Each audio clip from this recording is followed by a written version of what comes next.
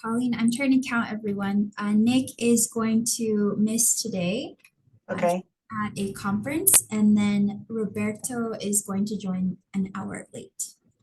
okay. There's Simon, so we're good. And David, okay, good. We're getting a quorum here. Excellent.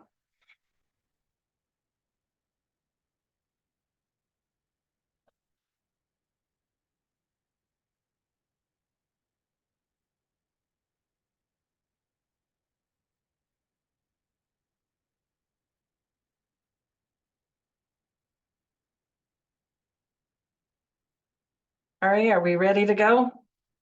We are ready. All right.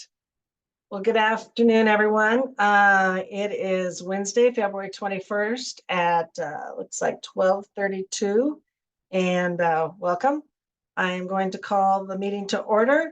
And Ari, if you can assist with me, it looks like we have several guests online. So if you can help with that.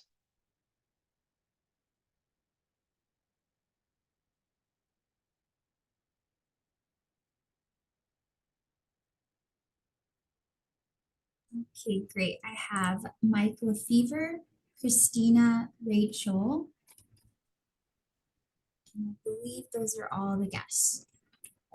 That is not CDA staff or an Ag Commission member. Great.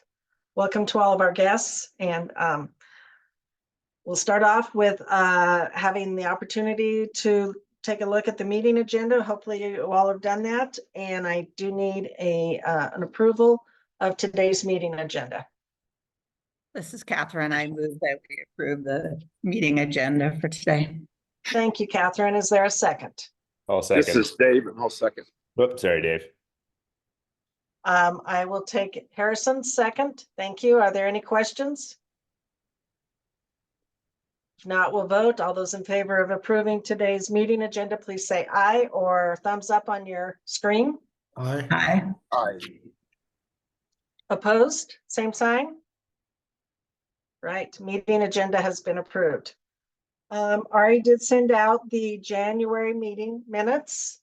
Were there any corrections or additions that we needed to make to those? Colleen, I just made one change and we moved Billy under staff rather than guest since he's part of the team. Perfect. Yeah. Thank you.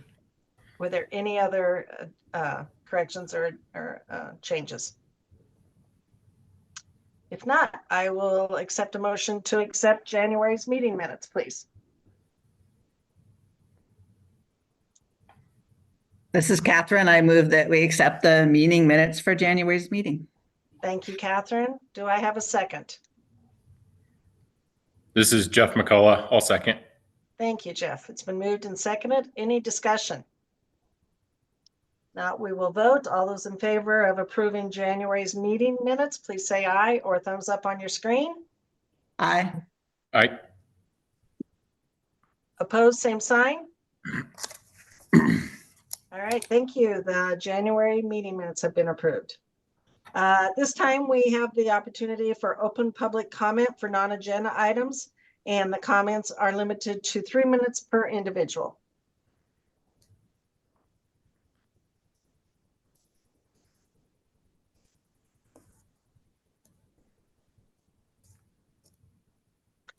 All right, well, hearing none, again, thanks to our guests for joining, and we will move forward. So Commissioner's report, Commissioner Greenberg. Great. Thank you, Colleen. Good afternoon, everybody. Great being with you as always. I was just looking back over kind of the last few weeks since our January meeting, just to kind of fill you in on some of the big picture items that we've had going on in that time, and then kind of talk about what's on the horizon. Since we last met, we had our SMART Act hearing, I think, which we've talked to you about quite a bit, but the SMART Act is an annual hearing in front of the joint ag committees in the legislature. Huge shout out to Jordan, Bev, Jen Hughes, and Hollis for both a lot of prep work and presentations during that day, and a lot of other staff across the department. It's quite a bit of work to get together kind of all of the relevant information of what we've achieved over the last year in a format that we can present in under an hour to that joint committee. So that went really well. I'm really grateful for the team for that. And you can find that recording if anybody has spare time and wants to listen, but it is a good overview of our last year at CDA. Not long after that, Secretary Vilsack was in town, so we were able to join him for a panel discussion at SPUR. That was when the secretary announced sort of an expansion of a pilot program for virtual grading of meat cuts. So now processors have the option of getting their grading done virtually, but a lot of other really good discussion with livestock producers and processors at that meeting. We also hosted USDA Undersecretary Jenny Moffitt, for actually a really, really neat event down in Douglas County School District. We were joined by, I don't know, a couple dozen fifth graders who are part of Colorado Ag in the classroom. So they're all learning about Pueblo chili. They're reading about it, tasting it. Colorado Foundation for Ag Education actually sends out Pueblo chili samples to all of these schools across the state. So we got to kind of, get to know the students and hear some of their stories about what it means to be part of Colorado Ag. They actually have a really neat program going on at their school where these students, these fifth graders, they're actually called chicken tenders because they tend to their chicken flock that they have on the school ground. And they really are getting a lot of hands-on experience, even as elementary school kids. So it was a really neat time to visit with them. And then the Undersecretary hosted a roundtable on the Specialty Crop Block Grant Program. So I know a number of you have that on your radar. That's a federal funding that routes through CDA. We do that every year for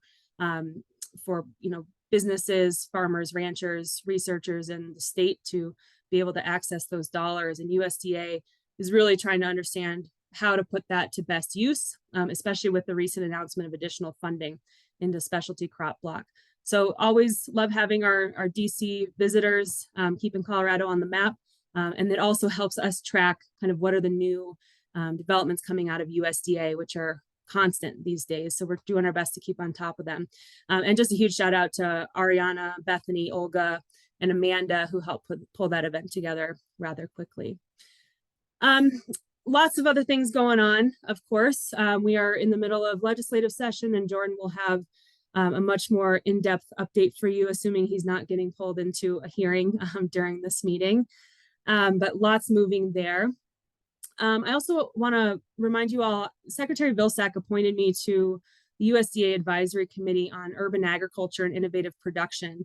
We actually had our first meeting of the year, which is a public meeting, just a few weeks ago at the end of January. So just put that out there because I'm seeking input on anything related to urban ag and innovative production that we want the Secretary and USDA to know. And that advisory committee is a really great conduit.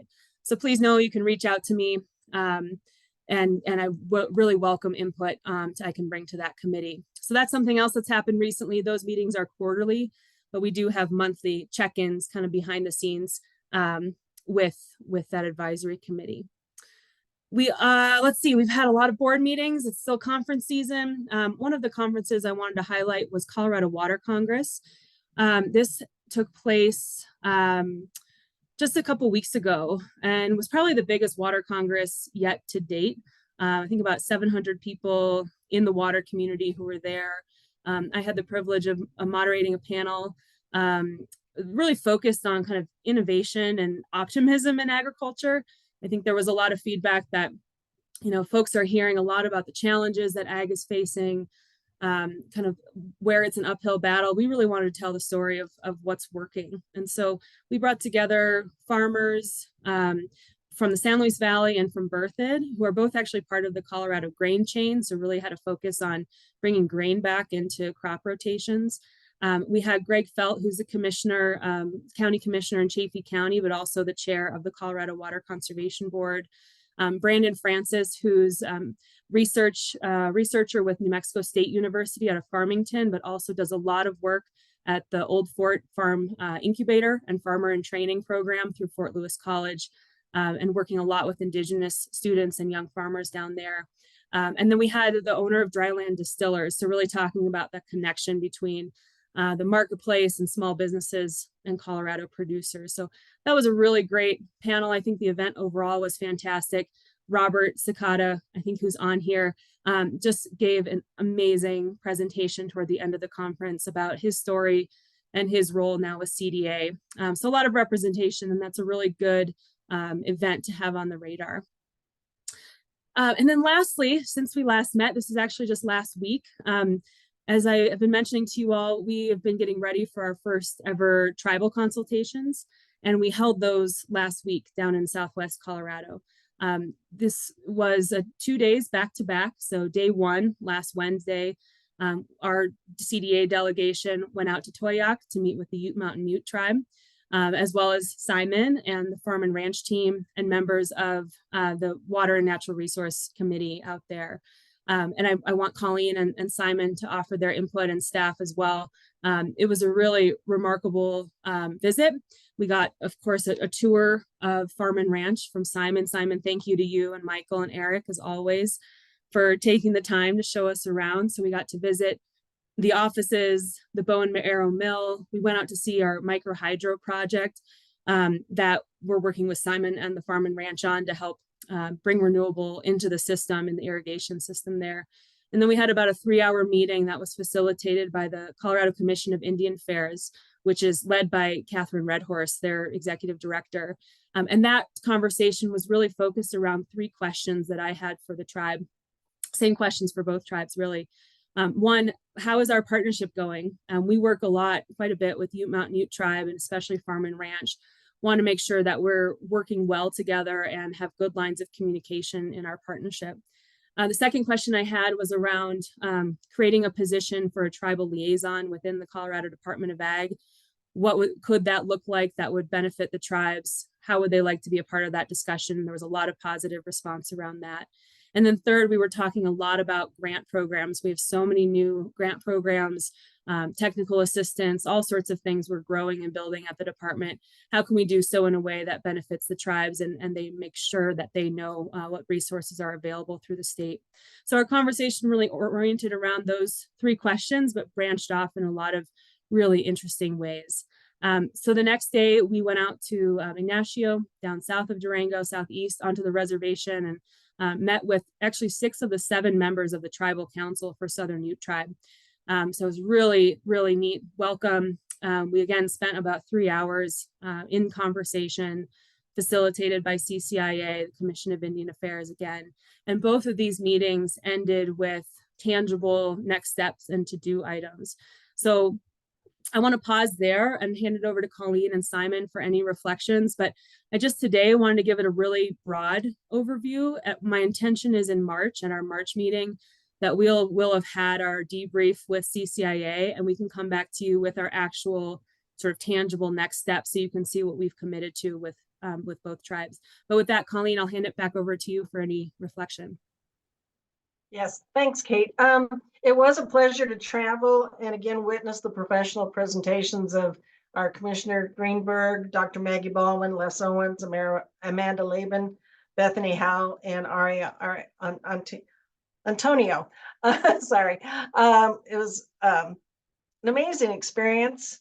Like Kate, I think Kate summed it up very well, where we were able to hear words from Chairman Hart and spend time with Chairman Baker and their council members, and Simon and his award-winning team. If you haven't seen this is my own copy that was in our ditch office, but this is Irrigation Leader magazine January issue, and it's the Ute Mountain Ute Tribes Farm and Ranch Enterprise, an award-winning irrigated farming operation in the Four Corners region, and it features Simon and his irrigation manager, Michael Vicente, and we got to tour that. We toured the mill. It was very, very informative.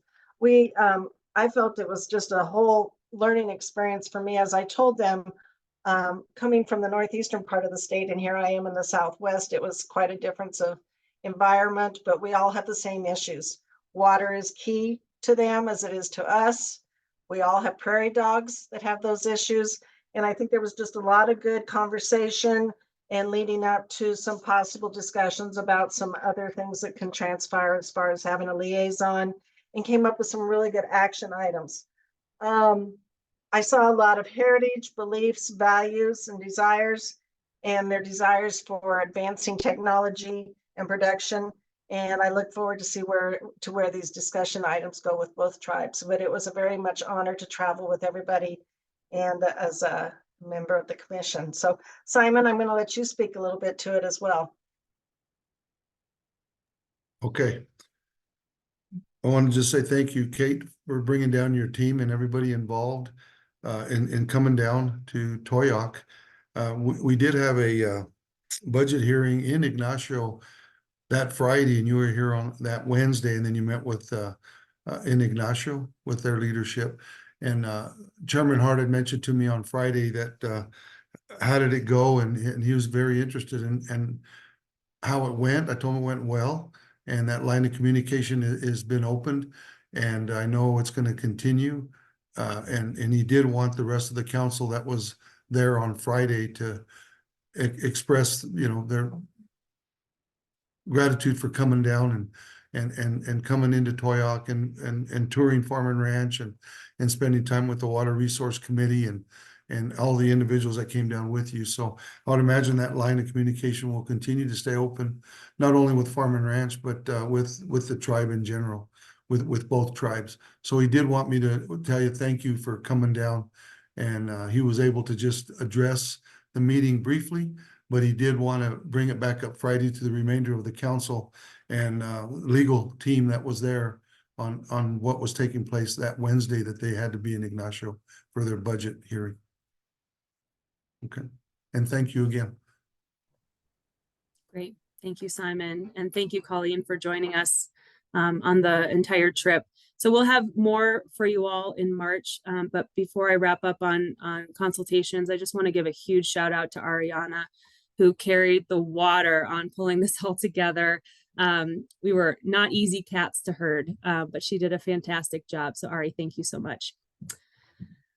All right, last few things on my end.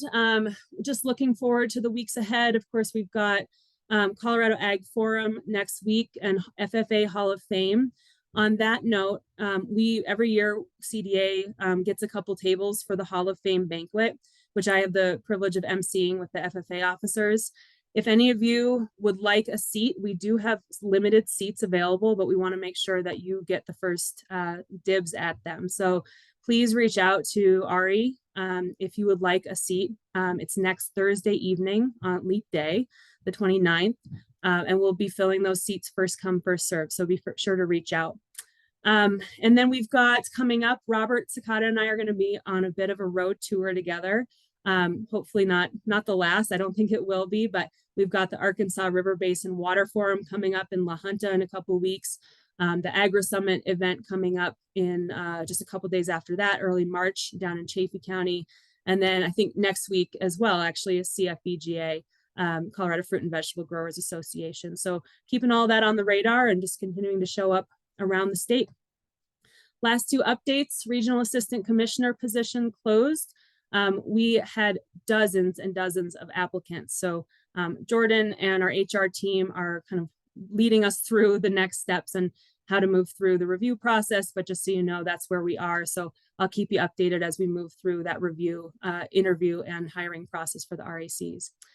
And then lastly, I just want to plant a seed for something for our March meeting and beyond. But that is starting to become much more front and center for me.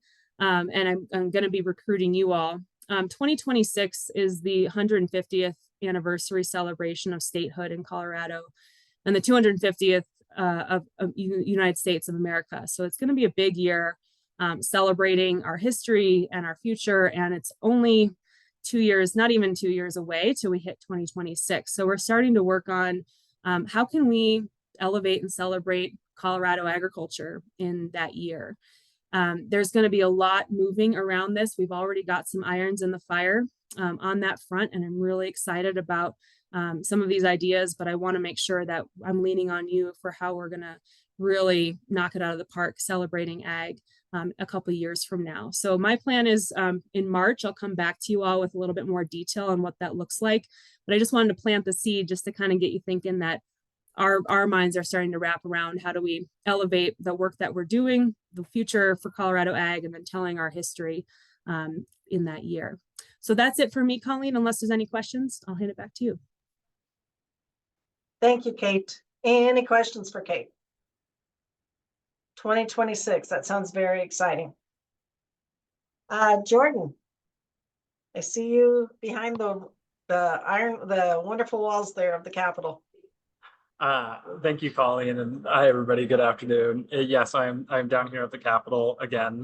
Just got out of committee, so I was a few minutes late, but give you kind of more of a full update than you got last time on what's going on down here with the legislature. As I'm going through this, feel free to interrupt me at any point with questions. Again, I'll have to take questions at the end as well. And then also at the end, if there's kind of any additional information or anything you want me to touch on in more detail now or at one of our future meetings, please let me know, and I'm happy to kind of do a deeper dive on a specific bill or anything like that. So with that, I'm going to start out giving just a quick update on our CDA agenda items. Again, we had 6 bill concepts that we were trying to move forward this year. As of now, we have 4 of those actually introduced, and we're still waiting on late bill approval for 2 of those. The first bill is House Bill 1032. This is the bill that will extend our authority under the Wild Horse Program for an additional 1.5 years to just help us spend down the funds that we received last year in an appropriate, effective, and efficient way. That bill has already passed through the House and is up in Senate Ag tomorrow. Don't expect any issues with that, and that should fly through pretty easily. Next bill is House Bill 1138. This is a tax credit for the transfer of agricultural assets. We've been working very closely with the Rocky Mountain Farmers Union on this bill.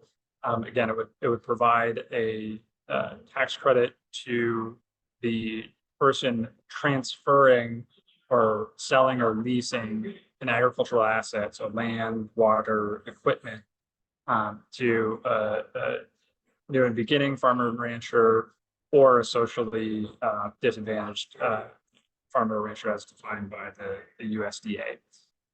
So that bill and that program is modeled after successful programs in a number of other states, including Minnesota and Iowa.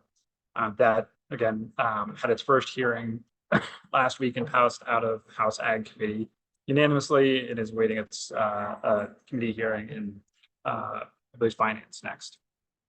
And then we'll have to go to appropriations after that. So lots of committees, 3 committees in the first chamber. The next bill is House Bill 1249. This is a tax credit for agricultural stewardship practices. This was a concept that we had in kind of simultaneously. Ty Winter, Rep. Ty Winter also had a very similar concept, and so we teamed up with him over the summer and the fall to bring this bill forward.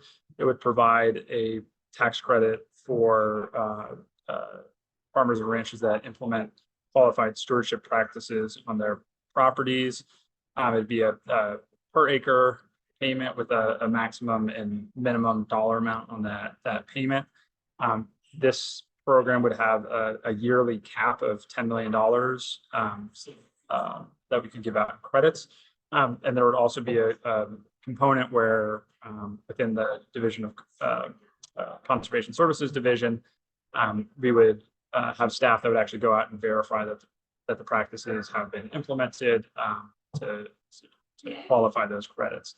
The concept of this is very much tailored after our soil health program and kind of the STAR verification, looking at kind of a practice-based approach rather than compensating for outcome-based.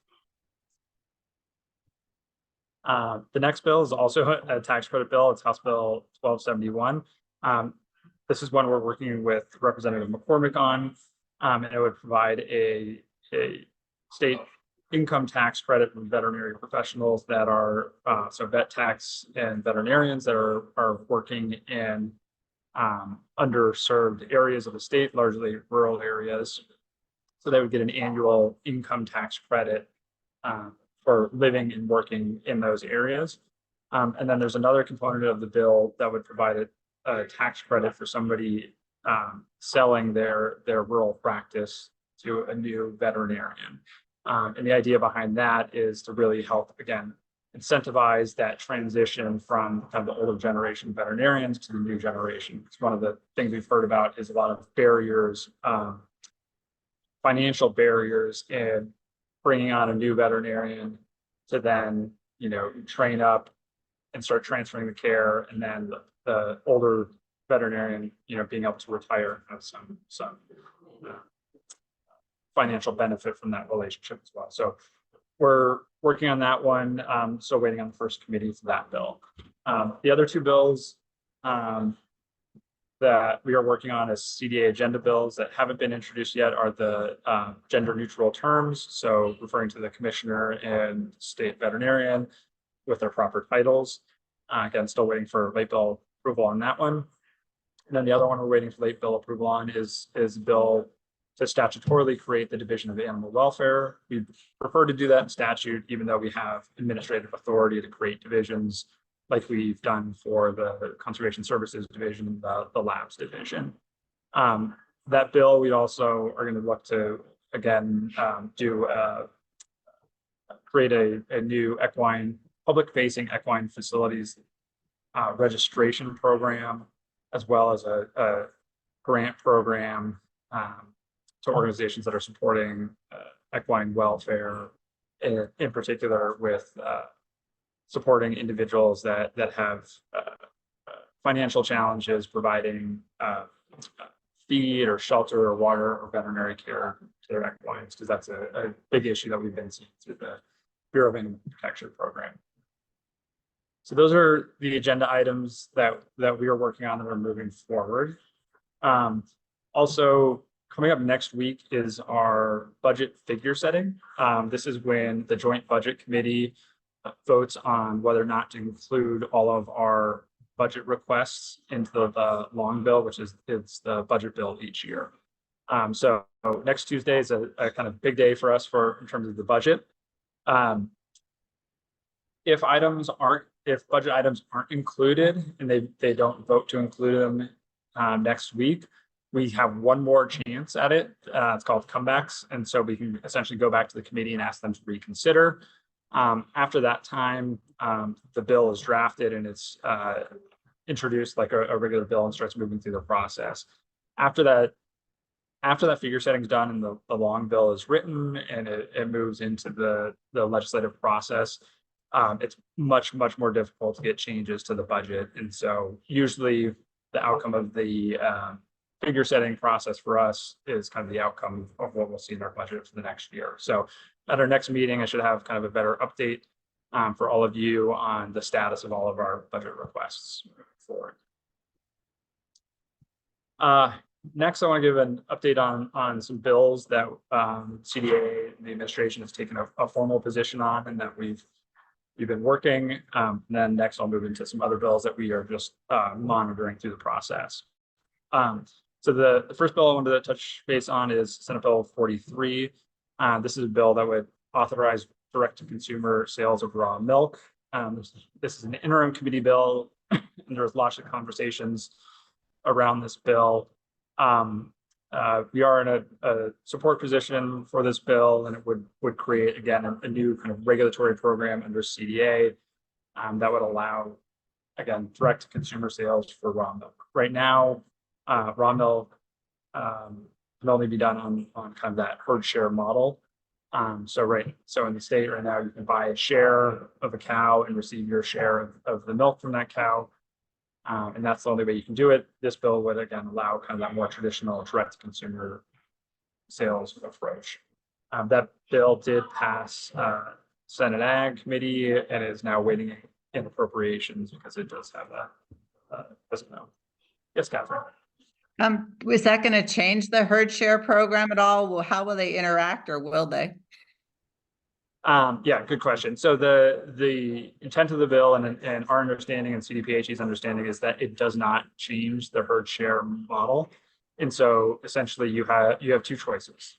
If this bill were to pass, you could continue the herd share model that you've always done and is administered through CDPHE, or you could choose to do a direct to consumer sales model that is administered by CDA.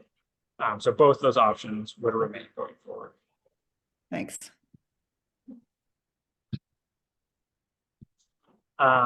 Next up is Senate Bill 45. This is modifications to sterilization requirements for cats and dogs. We're in an amend position on this bill. This bill would essentially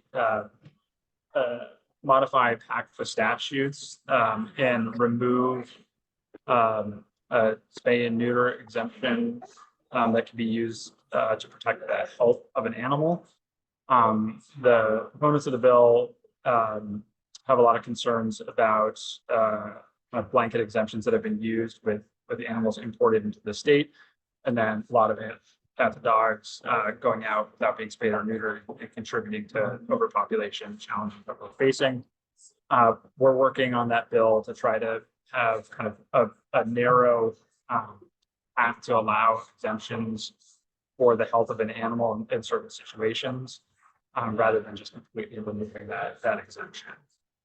So if there's going to be significant harm to the animal by during that spay or neuter procedure, then it can be delayed such time as that there would no longer be that harm. So that's the amendment we're looking for on that bill.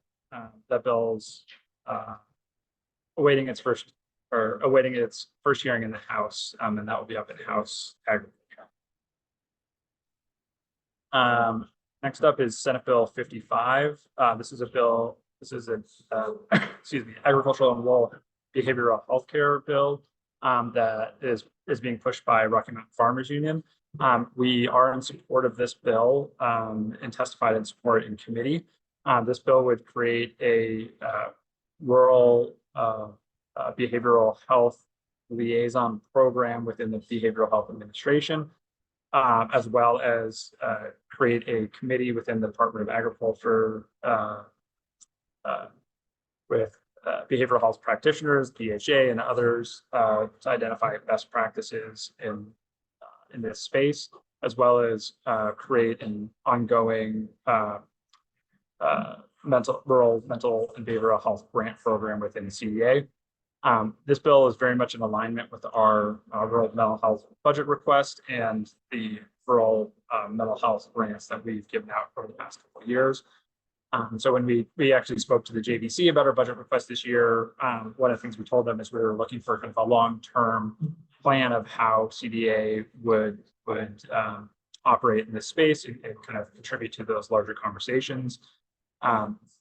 Thanks to Rocky Mountain Farmers Union, the BHA, and others that participate in those conversations, we really believe that this bill kind of sets the path forward for how CDA will engage in rural and agricultural mental and behavioral healthcare going forward. Next up is House Bill 1048. This is a bill I was actually just testifying on. It's the bill regarding veterinary services through telehealth. This is an interim committee bill that moved through the Water Resources and Agricultural Review Committee, being championed largely by Representative McCormick. We are in an amend position on that bill. The bill really defines in statute what is and is not allowed regarding veterinary telehealth services, and in particular, the part of the bill that we are seeking an amendment on requires an in-person visit prior to providing telemedicine services. And the reason we're in an amend position on that is we're concerned that it will it has the potential to further limit access in rural areas when we're really trying to expand it. And so, it's putting a limitation that's currently in rule, and we'll put that in statute. And again, we're approaching it as we'd rather keep that in rule and have that flexibility for the Board of Veterinary Medicine to kind of make the decision on when that's appropriate and when it may not be. plan. Yeah, I just had a quick question about that. Because it's just the availability of telehealth options. Is that correct? Because I know like maybe they were doing it not legally. I'm not sure, but we used to be able to like call a vet, but then I think it became like a financial burden for the vet's offices. So I was just wondering, is there any discussion about that part of like is it reimbursed or is it like anyway, I was just curious because that's something like there was availability of some sort of telehealth thing through our local vet's offices, but then it seems like it was a financial issue for them, just like the time that they were contributing to that. That's a good question. There hasn't been a lot of conversations around the financial implication on practices for that, and both those supporting the bill and opposed to the bill haven't really brought that as a direct issue. I know during COVID there was some federal regulations that were relaxed that allowed for more types of veterinary telemedicine than had been previously allowed. And I think those temporary rules went away. And so that might be one of the reasons why you kind of a few years ago, you might have saw kind of an increase in that practice. And then once those rules went away, kind of a decrease in that. Thank you. And then the last bill that we have a formal position on now is House Bill 1178. This is the local government authority to regulate pesticides. This is a bill and a concept that has come up now 4 out of the 5 sessions that I have worked here at CDA. This bill would allow local governments to adopt ordinances around the application of pesticides in certain situations. We have worked a lot over the last couple of years to try to get a lot of exemptions into this bill. This bill was in committee last week. And as part of that, and part of the negotiations that we've undertook, we were able to get in the original bill exemptions for agriculture, exemptions for water infrastructure, exemptions for water programs run by the CWCB, exemptions for CPW and natural resource management, as well as exemptions for managing noxious weeds in the state. And so, again, our role in this has been very active in the kind of negotiations and trying to make this bill very workable for our stakeholders. And so, with the amendments that were made in the committee last week, we did move to a support position and are supporting that bill moving forward. That bill did pass out of the House Energy and Environment Committee on an 8-5 vote. All the Republicans on the committee did vote no on that bill. And so that's on to House Appropriations next before the House floor, and then would have to go over to the Senate as well. So again, kind of keeping on top of that and really looking at kind of those exemptions to make sure that they work. There's a lot of conversation around that. And so again, if any of you take a look at that bill and you have thoughts around the wording on those exemptions, whether or not they work or adequately exempt agriculture or not, please let me know. The proponents of the bill have expressed that they're very open to making any changes that are seen as necessary. So again, just please let me know if you see any language in there that could be strengthened with regard to those existing exemptions. Moving on, talk about a large number of other bills that we are tracking but don't have official positions on at this point. First one of those is House Bill 1047. This is also up in committee today. It's the veterinary technician scope of practice bill, also championed by Rep. McCormick and was an interim committee bill. This would codify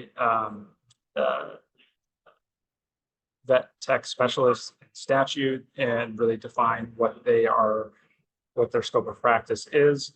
That bill passed out of committee unanimously, and I don't think there's any opposition to that testifying today. Next up is House Bill 1114, which is a bill that impacts our pet animal care facilities program.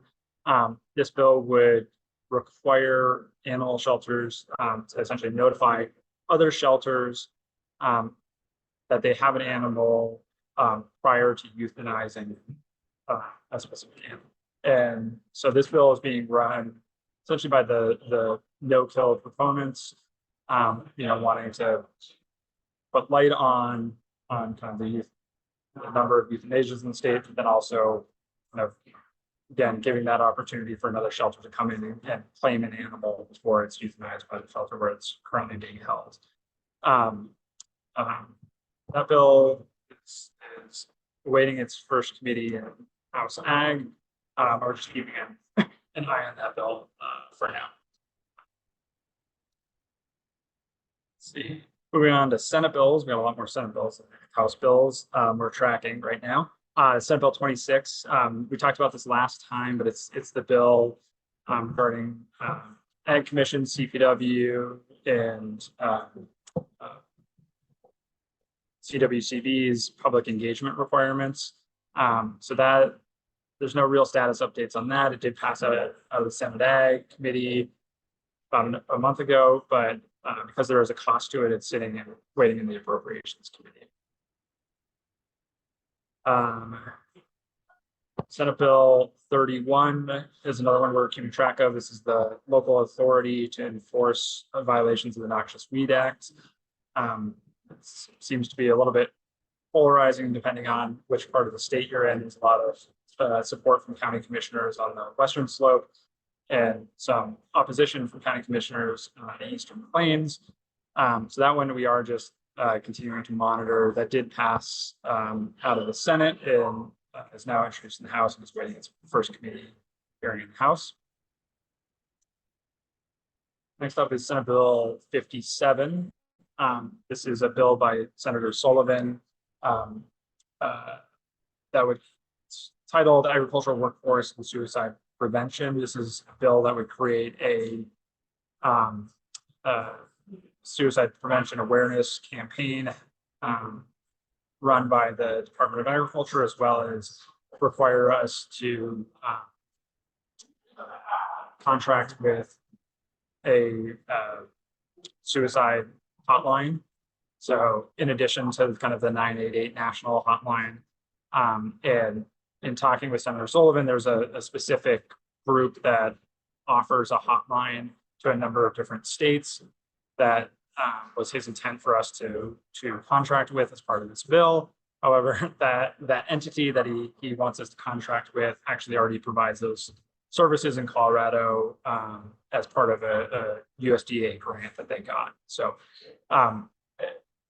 again, on that bill, we're just kind of watching it, and we're more of an active support position on the bill that was put forward by the Rockingham Farmers Union. Another bill closely watching, which is up in Senate Ag tomorrow, is Senate Bill 126. This is the extension and expansion of the conservation easement income tax credit. The bonus of the bill are looking to expand the yearly cap from 45 million to 75 million, and then continue a lot of the oversight programs within DORA as part of that bill.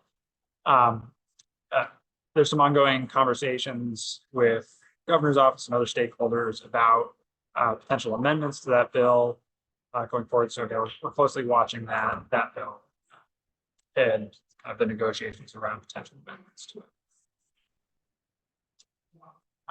Next up is Senate Bill 127.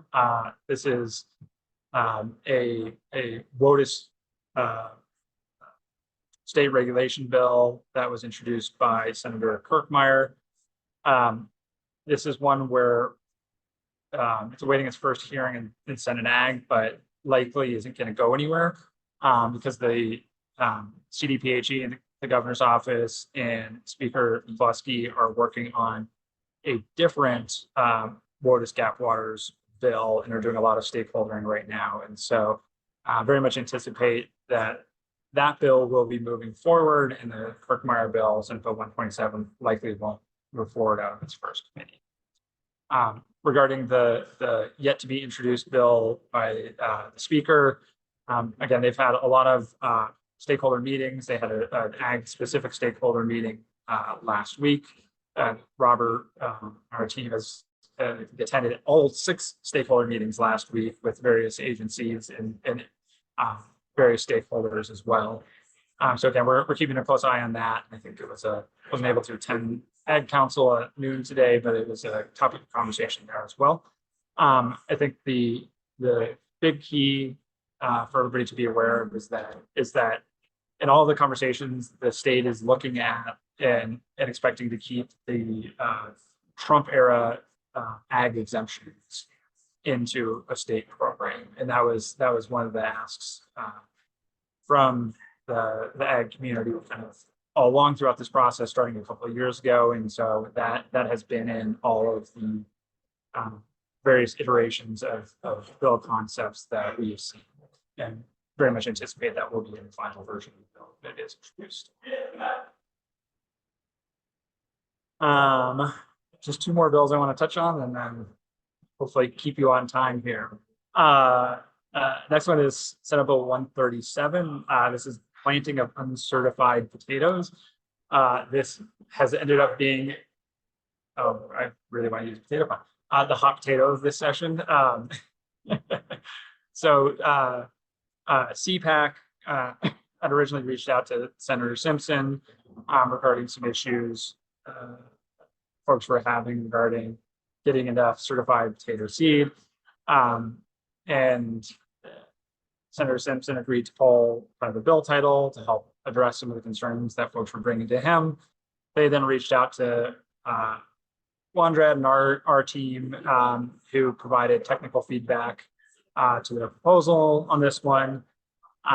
As it was getting ready to be heard in committee last week, it was kind of more widely known what was in the bill.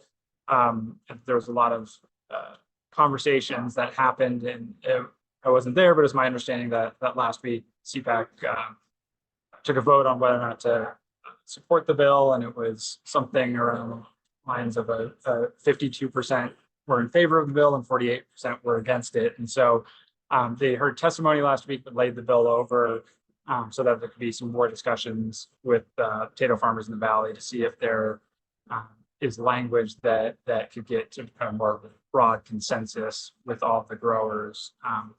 And I suspect if there's not language that works and achieves that this bill will probably die in that committee at Senator Simpson's request.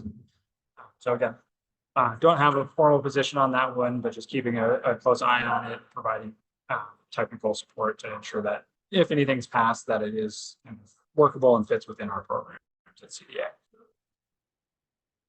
Last bill is also actually a Senator Simpson bill. This is Senate Bill 152. It's a titled Regenerative Agricultural Tax Credit. It would provide a tax credit to restaurants that purchase Colorado produce that was grown using regenerative practices. And the regenerative practices would be certified through a third-party verifier that we would set up kind of rules for how that would work through a rulemaking process. So we don't have a position on that bill, and we likely won't, just because that is a tax credit bill that again has fiscal impacts that were outside of the governor's proposed budget.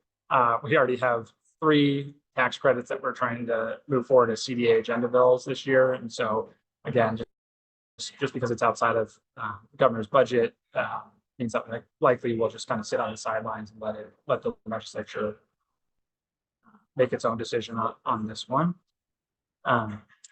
So with that, I'm right at 120 and the end of my list. So I'll stop there and see if there's any questions. Hey, Jordan, this is Dave. I was attending a soil conservation banquet last night and ran into a constituent, I guess, if you will, and they were saying to keep an eye on Senate Bill 24-148, I believe. Do you know anything about that one? 48. Not good with numbers this time of year, so maybe.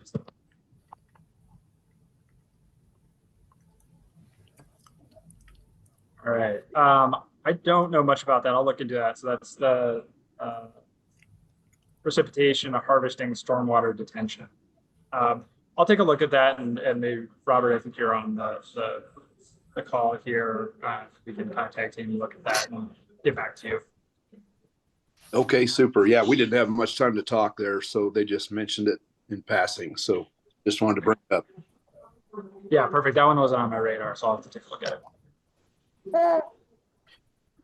Jordan, this is Harrison. Apologies for my oh sorry, someone's raising their hand. I didn't raise my hand. Oh, go ahead, Harrison. Apologize for my ignorance. Do we have a bill tracker? I'm not asking, but if we have one, I'd love to know where it is. Yes, we do, and we can send that back out to everybody. It's very convenient, and it kind of automatically updates on where things are at, and Great. Sorry that I didn't know where that was. oh no, not a problem at all. It's one of those things where it's a very long link, and if you misplace it or misplace the email, it's really hard to find again. Yeah. I think I just dropped it in the chat, so let me know if that doesn't work. You talked earlier about the qualified stewardship tax credit practices. What are some examples of those qualified stewardship practices? Yeah, so cover cropping, no-till, and kind of pull up the bill, and there's a definition in there that lists out a number of them. Like one of there's a good long list on the farming side. On the ranching and cattle side, there's not good definition in there right now.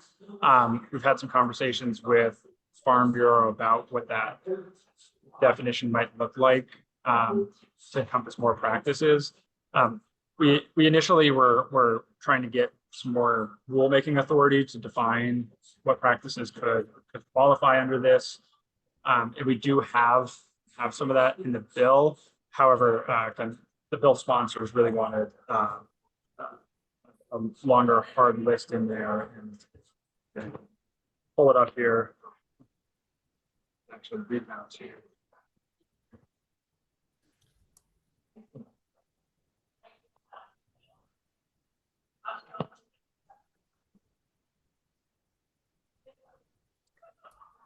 My computer's being slow. I'll get you that link and drop it in the chat there in just a second. Yeah. Thanks, Jordan.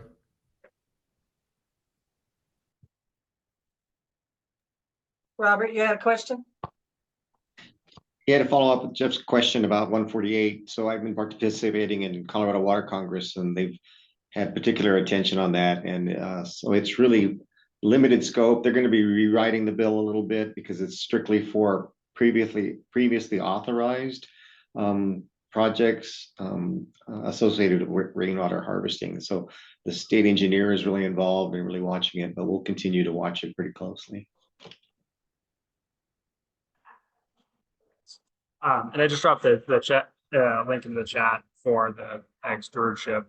And the definition to pay attention to is on the bottom of page 3. It's qualified stewardship practice. It means rotational grazing, rotational crops, reduced till, no-till, cover cropping, interseeding, compost application, or any other practice that increases soil health, improves water efficiency, or creates more diverse and beneficial ecosystems while maintaining productivity of the farm and ranch as specified by a rule issued by the Department of Agriculture. So fairly broad definition that we would, again, have to engage in the rulemaking to further define.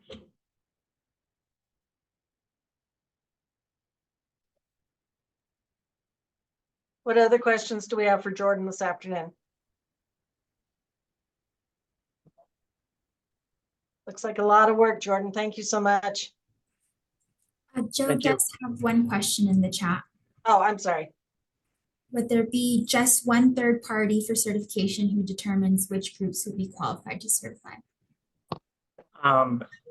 Good question. So that's on the Senator Simpson's regenerative agricultural tax credit. So CDA would define through rulemaking who could be utilized as a third party certifier. So again, we would have to look at that. I'm not sure of all of the organizations, all of the possibilities that are out there, but I think the intent is that CDA wouldn't be doing the on the ground verification ourselves. It would be some other entity that we could rely upon. Again, they tend to not put those specific entities in statute. And we would have to look at any entities out there that might do this type of certification and determine if that would meet our requirements as a state.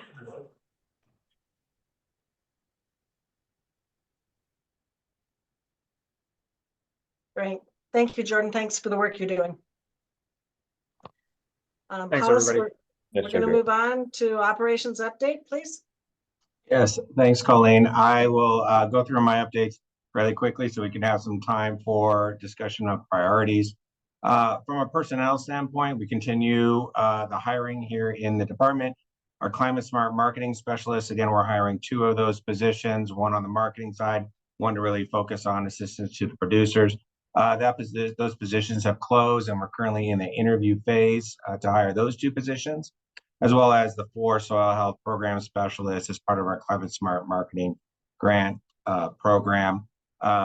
Kate mentioned the closure, and now we're into the interview process for our 2 regional assistant commissioners.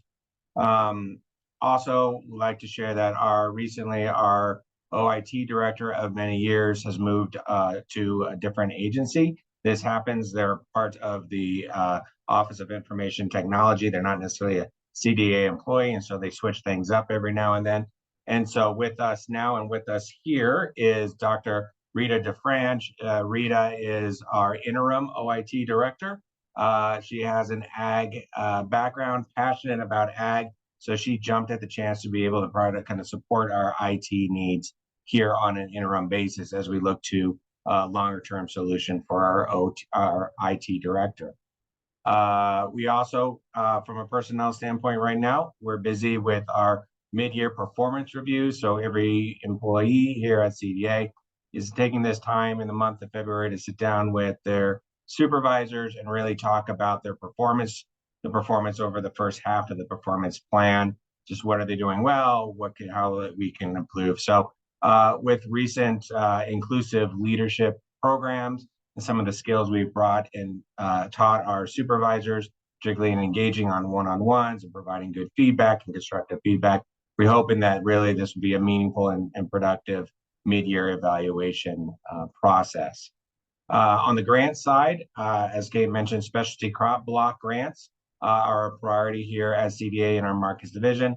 The specialty crop block grants closed earlier this month. We received 41 applications for the 2024 season, and we're looking to award somewhere around $700,000 to projects that will advance specialty crops. We also last month just launched our regional resilient food systems infrastructure grant. Applications of phase 1 is closing on March 7th.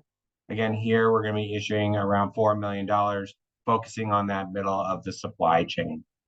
Community food access grant is in round 2 right now. Round 1 closed a couple of months ago. So we just recently opened the second round of funding. That'll be closing on March 11th.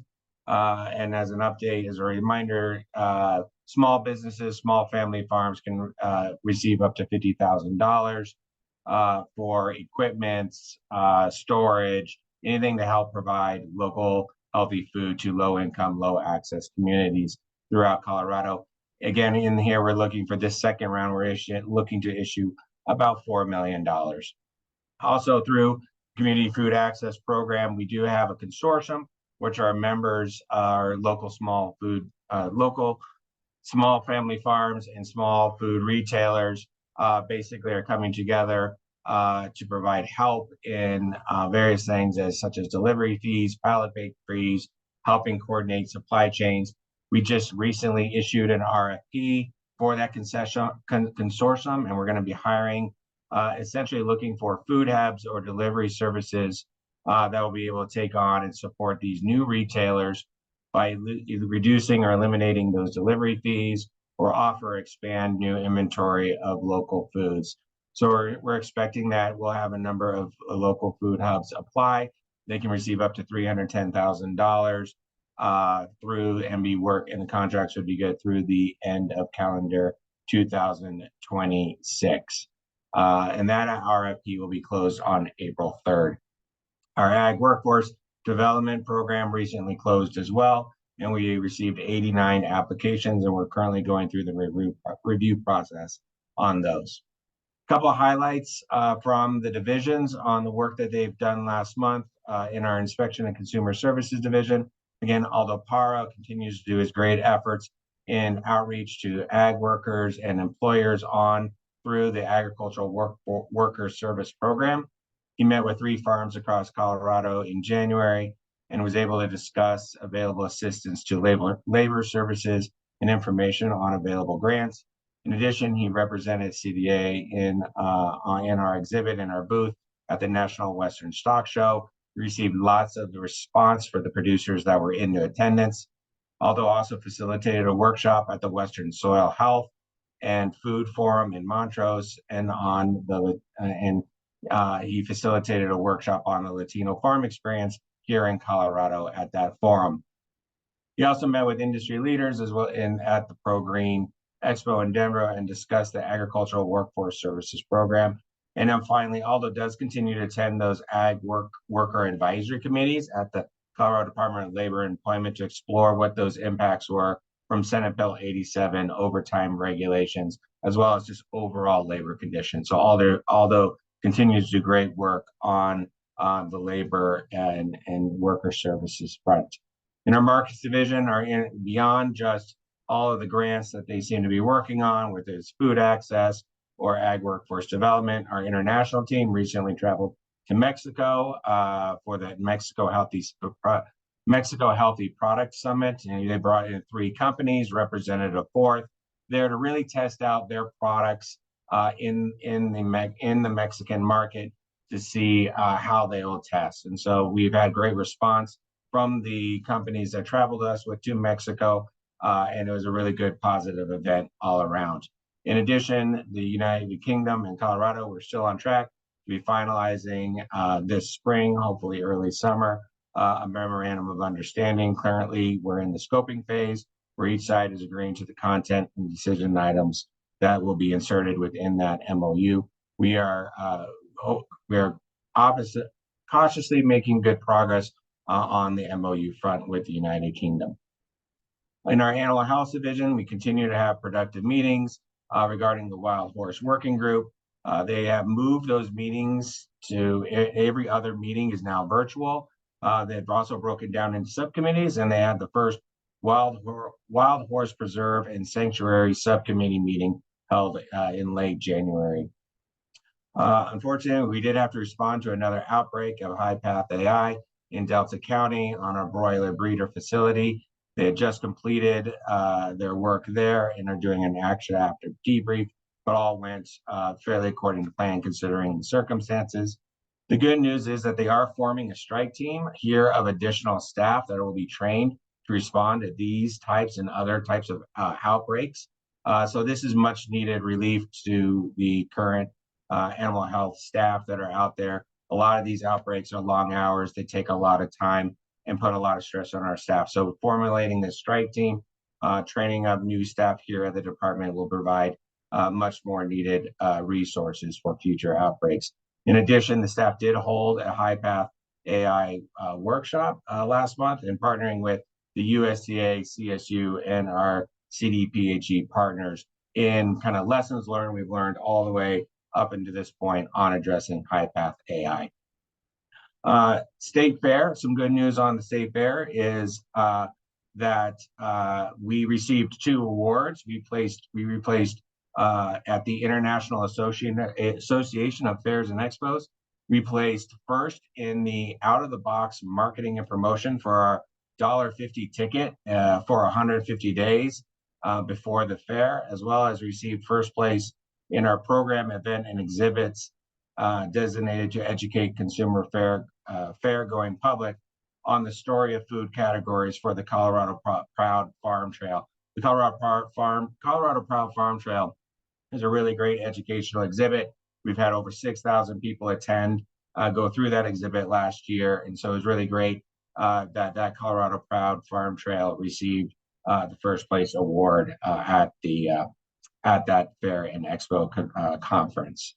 Upcoming event, just to let you know, the Ministry of Ag in the Netherlands is going to be coming to Colorado and requested a sit-down meeting with Commissioner Greenberg as well as Governor Polis on March 14th. They'll be making their way across the country and wanted to stop in Colorado, continue a conversation that we had last spring in the Netherlands on climate smart technology and innovation. That we took, Governor Polis and I took a tour around the Netherlands last spring and met with the Ministry of Ag to discuss collaboration on climate smart, as well as import, export, and trade collaboration. So we're looking forward to continuing that conversation. We'll be holding that conversation on March 14th with Governor Polis, members of his staff, as well as CSU, Office of Economic Development and International Trade, and a number of us here at CDA. So looking forward to meeting and continuing those conversations with the Netherlands Ministry of Ag. With that, I can stop and my update, and happy to open up for any questions or general discussions of our priorities.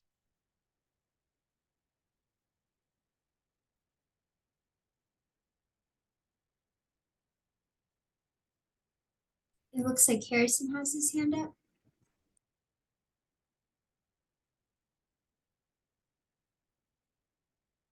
Yeah, Harrison? Where are you? Are you ever concerned that these foreign ministries just want to visit Colorado, and that's why we keep getting and go skiing? Yeah, exactly. We had a great conversation last spring with them, and so we're looking forward to the conversation. One of the areas that we're looking for is controlled environmental ag, and taking the tour in the Netherlands, they lead in technology and controlled environmental ag, and so this is an area that Governor Polis is interested in. So we're looking forward to that conversation for sure. No, I think that's really exciting. I think from a specialty crop perspective, looking at the Netherlands is always one of the major leaders when it comes to specialty crops across the board. So I'll be fascinated to know how that goes.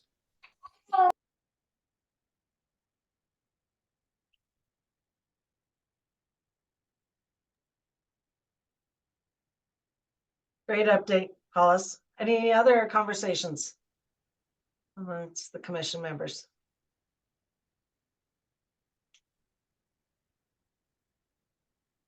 Okay. Looks like it's great. Thank you, Hollis.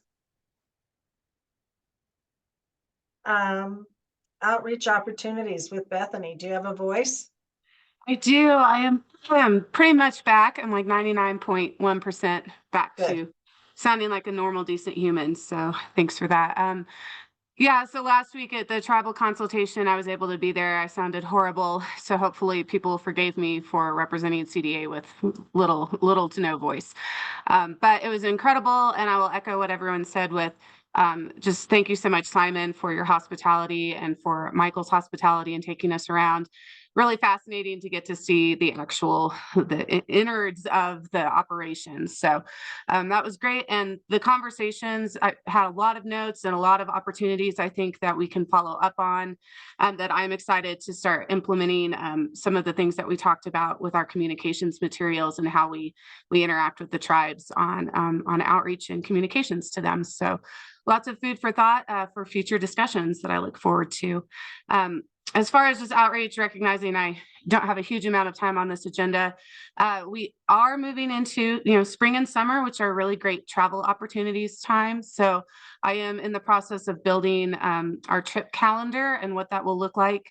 And one thing that I definitely want to include you all in is continuing to think about how can we do field tours around the in-person Ag Commission meetings, and then also incorporating you guys into the other field tours that we're doing. So I do have senior management type of trips that I'm trying to pull together that are just within like the Front Range, and happy to share that with you all as well to see if you're interested in attending.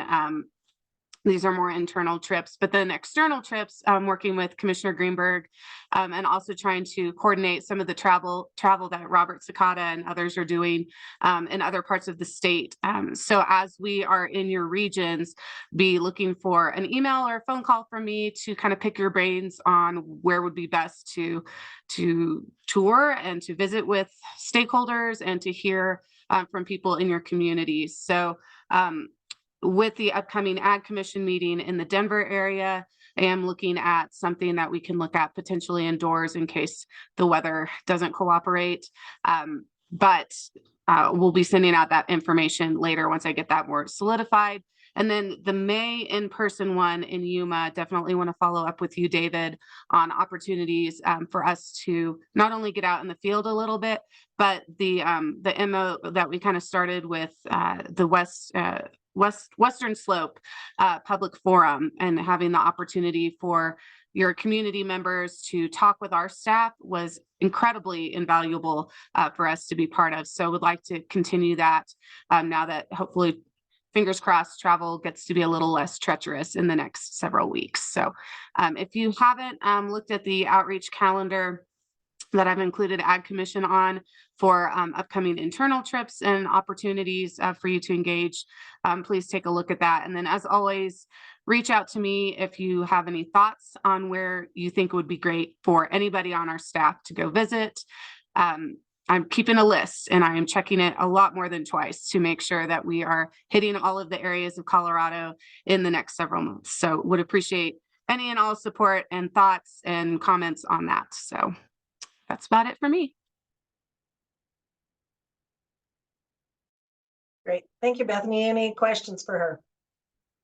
I would definitely encourage anybody and all of you to travel on these field tours or meet them in your locations where they're going to be at. It just puts you out with the constituents and gives you the opportunity to hear what's going on even more so at the Department of Ag rather than what we hear here. With that, we are 2 minutes ahead of schedule and we can take a break. It looks like built in there, a 5-minute break. So we will reconvene at 1:50 with some introductions of some new CDA people. So we will see you back here at 1:50. Thank you.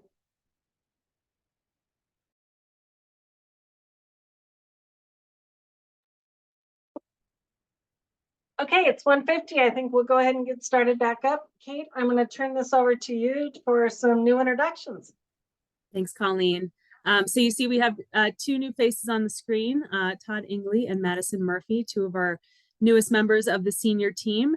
So I'm just going to give each of them a few minutes to introduce themselves to you all. So I'll hand it over to Todd. Thanks, Kate. Hello, everybody. Good to see some familiar faces and a lot of new faces. So appreciate the opportunity. So I am coming on board here. This is my 3rd week as the new state brand commissioner for the brands division. So my background is spent my whole career in the livestock industry, mostly working with the cattle side of things, worked for state and national cattlemen's associations, worked for a couple animal health technology companies, ran my own branded beef business for about 10 years. And coming into this role just after being the executive director for the Colorado Beef Council. So I'm excited to work with a great crew here and a great crew within CDA. A lot of things coming up, I think, on the agenda. I think probably some of the biggest projects that we've got coming up here in the brands division would be our budget, some pass-through costs coming from the state that we need to address, and so those are going to be some challenges. Vehicles, of course, the increased cost of vehicles and just inflation overall is making things a little more challenging. We are a type 1 board, so we are, I guess, Kate, you might be able to correct me, kind of defined as an enterprise. So we are user fee cash funded. So we don't receive any other state funds other than just user fees. So that presents some challenges as we move forward. But other than that, things look good. Cattle prices are high. We'll see what we can get done here in the coming months. So appreciate the opportunity to say hi to you all and look forward to meeting you in person sometime. Feel free to give me a call whenever you get a chance, or if you need anything that we can help with. Thanks. And Todd, real quick on the note, I know it's maybe a little early to talk about, but I know you're focused on getting out across the state. Do you want to share a little bit about kind of road tour concept you have in mind? You bet. Yeah. So I'm starting tomorrow. Tomorrow and Friday are going to be my first 2 days visiting all the 10 districts that we have in the state. So I'm going to be visiting with all of our supervisors in those areas and just kind of listening to or see what's happening in their parts of the state and see what the issues are, see if there are any problems or issues, things that we can kind of work on here from this office. And then I'll be continuing that as time goes on, meeting with more of the inspectors. So we have 63 inspectors around the state in those 10 districts. So my first challenge here in the next couple of weeks is to visit all 10 districts and those supervisors, and then kind of get the lay of the land, see get my dartboard out here and start laying things out of what some of those issues are. So I'm excited to get going on that. I've got 2 tomorrow and then 1 on Friday, and then I'll start working on the northwest part of the state. Thanks. Appreciate Kate reminding me about that.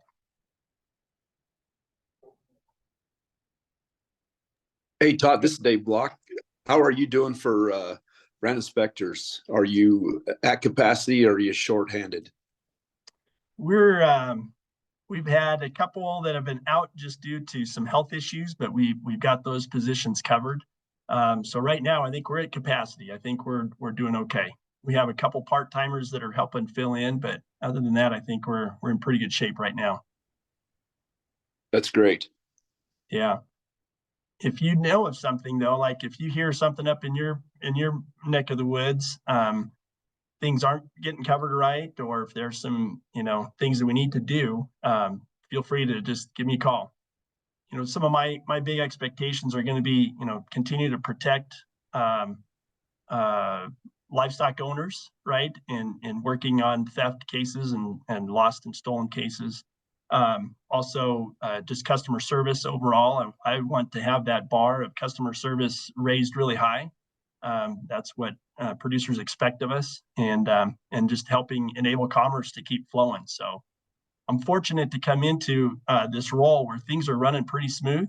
So I just want to look and see where things are, where we can always improve. But that customer service bar needs to be held very high, as well as that trust and respect for the law. So those would be my big orders as we go forward. Catherine? Sure, I'll just give a shout out. I'm in Grand Junction and just met a newer brand inspector out here, Wes Jones, and he's been great. I've dealt with him twice now in the last 6 weeks and always returns calls and gets out here when he needs to and is on time. So, and sometimes early. So it's been good. Good. That's great to hear. I appreciate that. Always. So I want to hear problems, but I always want to as well hear good things and compliments too, because I'll reach back out and let those guys know. So thank you.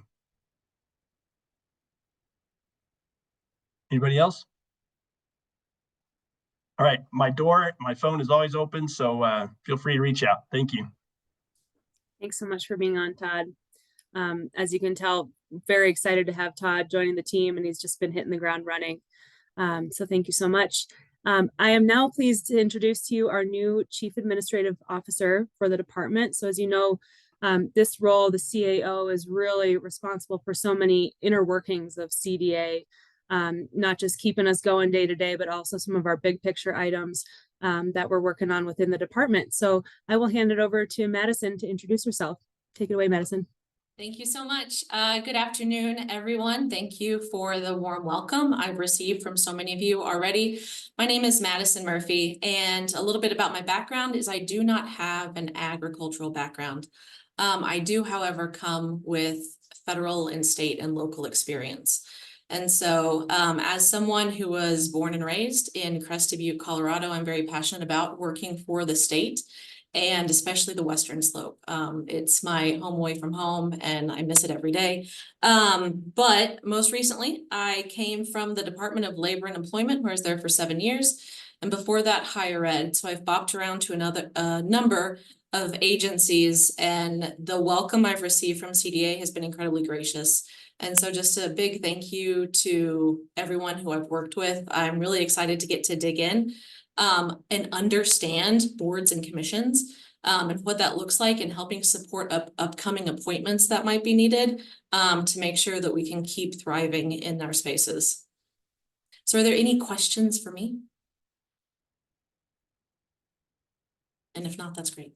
Let me just say that Madison, we've been building our list for Madison of things that she's going to be working on and trying to roll it out slowly, not all at once. But there's a lot, as you all know, happening around what we call greening government, essentially state agencies and the state taking on efforts to meet our climate targets as an employer. So Madison's really going to be helping us on a lot of that. Of course, everything related to facilities and our properties, Madison is going to oversee, and the list goes on. So I think, and Madison, you mentioned boards and commissions. We have, of course, many type 1 boards, but a lot of other boards, commissions, advisory committees.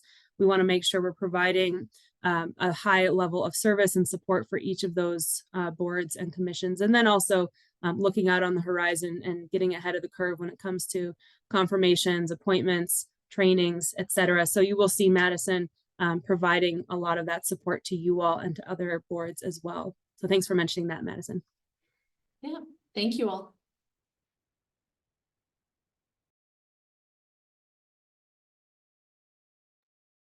All right, great. Thanks, Kate, and welcome, Todd. Welcome, Madison. Madison, you say you're from Crested Butte. I don't know if you can see my sweatshirt, but it says Elk Run on it. Are you familiar with that? I am. Oh my gosh. Yes. I've been over there a couple of years. Both my kids have ran in the Elk Run. It's a fundraiser that's put on by Olympic star from Crested Butte, Emma Coburn, and it's a wonderful event. But anyway, made me think of it. Obviously, I love the sweatshirt, and I guess I wore it for a reason today. And Todd, welcome aboard. We are so glad to have you aboard and going out and visiting all these locations. So that's great. Looks like regional assistant commissioner updates, and I saw that Joe was on. Joe, share with us, please. Here I am. I'm happy to be here. It's up here. It's snowing again and then melting. So we're not making any progress, but the ground is getting wet. I have been busy going through, we've just finished what I call up here in Northwest Colorado, the annual meetings season, where all of the different groups who had their annual meetings and required going out and traveling. The conservation districts have just finished having all of their annual dinners and not dances, dinners and conversations.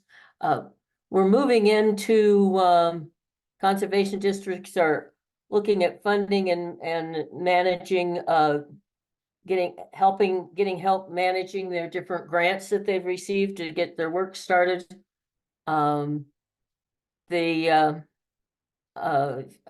working with two different groups. I'm working with a group of people and looking at recreation and how it interacts here on the Western Slope with community. And now that we have wolves on the ground, the impact that recreation and wolves will have on each other. But one of my favorite things right now that I'm working on or trying to get is I'm trying to get a handle on ag education in the state, because I keep popping up with more schools that actually are having hands-on education programs. That at first I thought it was just a couple of STEM schools like down in Adams County and over there in Commerce City, and they keep growing and growing, and I've got a group up here called the Yampa Valley P3, where 3 counties are trying to work on cataloging and getting all the districts to figure out who's going to offer what. And then I discovered at the Food Summit what they're doing down on the reservation at the old fort and through Fort Lewis, and how those two should be talking, because one of them has a lot of experience and one of them is trying to invent the wheel. And I'm thinking that maybe we need to get a pool somehow, and probably all of you could help us get together and get a list of all of the different districts that are offering ag education or support for ag education, so we know what we've got before we can, start combining them. That's just one of my thoughts. Right now I am working on, I'll be heading to DC as a member of the Stanko Ranch. I'm not even taking my name tag, but I will be taking the priorities for the Colorado Department of Ag, since we were lucky enough to get 8 out of 10 of the Colorado visits with 8 out of the 10 legislators. And I will give them a copy of the state ag farm bill priorities. And because I'll be representing with my husband, we'll be representing rural veterans and what's going on there. But while I am there, I will also be attending a meeting for the Department of Ag virtually, where I was supposed to be in Montana and I couldn't figure out how to make both of them, on carcass disposal and some of those wolf projects, which ties into the CDA helping and supporting the grant that we have gotten along with the Western livestock owners to get money from find way for NRCS to have some funding to get money to farmers and ranchers that are impacted by wolves. So I'll attend that one virtually. As we're looking forward to down here. And if you are looking for things to do at your local level, keep your ears and eyes open for ranch days, because there will be ranch days, farm and ranch days held out across the country. And there's nothing more fun and revitalizing than if you can find out where one is and you go and visit and hang out with a bunch of the kids, and it really revitalizes you and gets you excited about agriculture. Ours, if you're looking for a trip to Steamboat or Routt County, ours is on the 30th, and we'll have all of the 4th graders across the state on the 30th on ranches for the day across the county. That's about all I have right now. Trying to put things together, reconnecting with groups that I've been before, reconnecting with county commissioners. Issues are water, wolves, regenerative farming, money. So like everything else. So that's the end of my report. Any questions? Kate?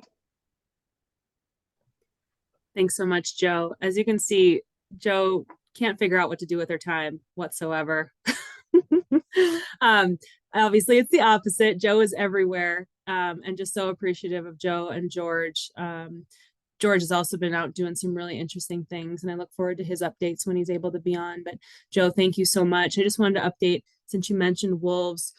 We have our budget amendment request in for those 3 positions for non-lethal technical assistance that Jordan mentioned, but we are working to get at least 1 set of boots on the ground as soon as possible before we really kick into season.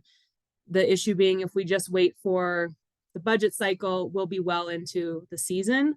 So we want to actually reflect seasonality as much as we can. So we are working on getting something out there, a job description. So sometime in the next few weeks, hopefully you'll be seeing a posting about that. Parks and Wildlife is also looking to bring on more support. So we'll be sure and keep in touch as those postings arise. But thanks again, Joe.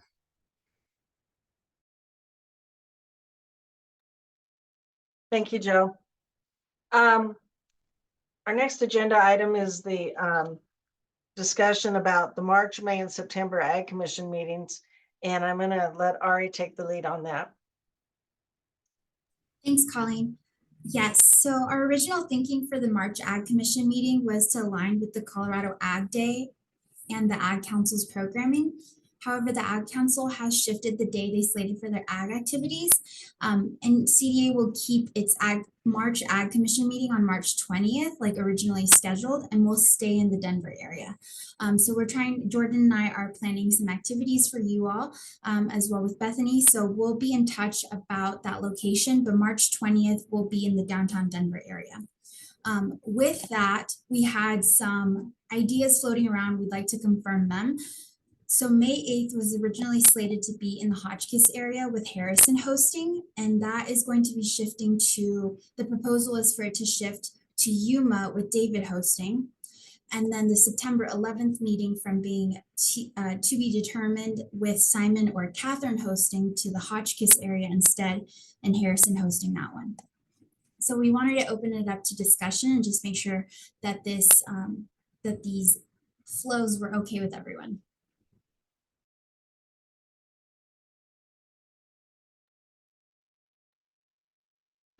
I think it works good for me. This is David. Just one question though. I see we're May 8th. Is it possible to do that the 15th? If not, it's no big deal, but the only reason I say that is that's kind of a week that everybody around here is kind of finishing up corn planting. And otherwise it would be no problem hosting the meeting, but I was just curious on that.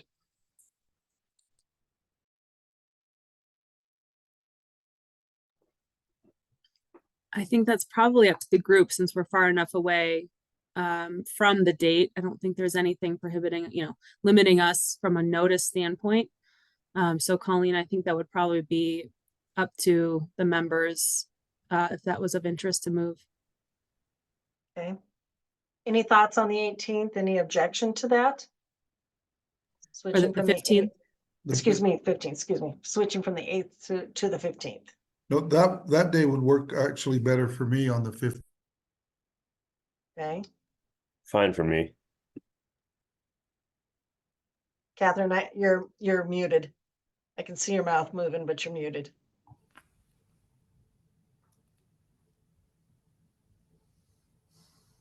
Oops, I see Jeff. That 15th would work better for me as well. I think we should be wrapped up with potato planting by then, so that would work better actually for me too. Okay. I checked my calendar. It works for me as well. Okay. Well, then I would say let's move it to the 15th. In I Yuma. see Ariana nodding, so I just want to make sure it's good from a logistical standpoint. Okay. I'm looking for Elena. Elena, thumbs up? Yeah, sorry, my kid's having a problem here. Yes. That's all right. That's all right. All right, then let's move May 15th to Yuma. And then we'll still do the September 11th. We just thought it was a good time for peaches. Also. Yeah, we'll have a few left. Excellent. That's what we want to hear. All right. So more to come about the March 20th is the specific details, but we'll work on that and get that all out to you. So great. Anything else on that, Ari? All right. She says no. All right. Commission member updates. I am just going to go around in my square that I can see you. Colleen, I'm so sorry. Harrison. Ezra's being a good boy right now. You mind if I go? Okay. No, please do. Hop in here. Thanks for letting me have him on the call. I'm on duty right now. I like seeing his.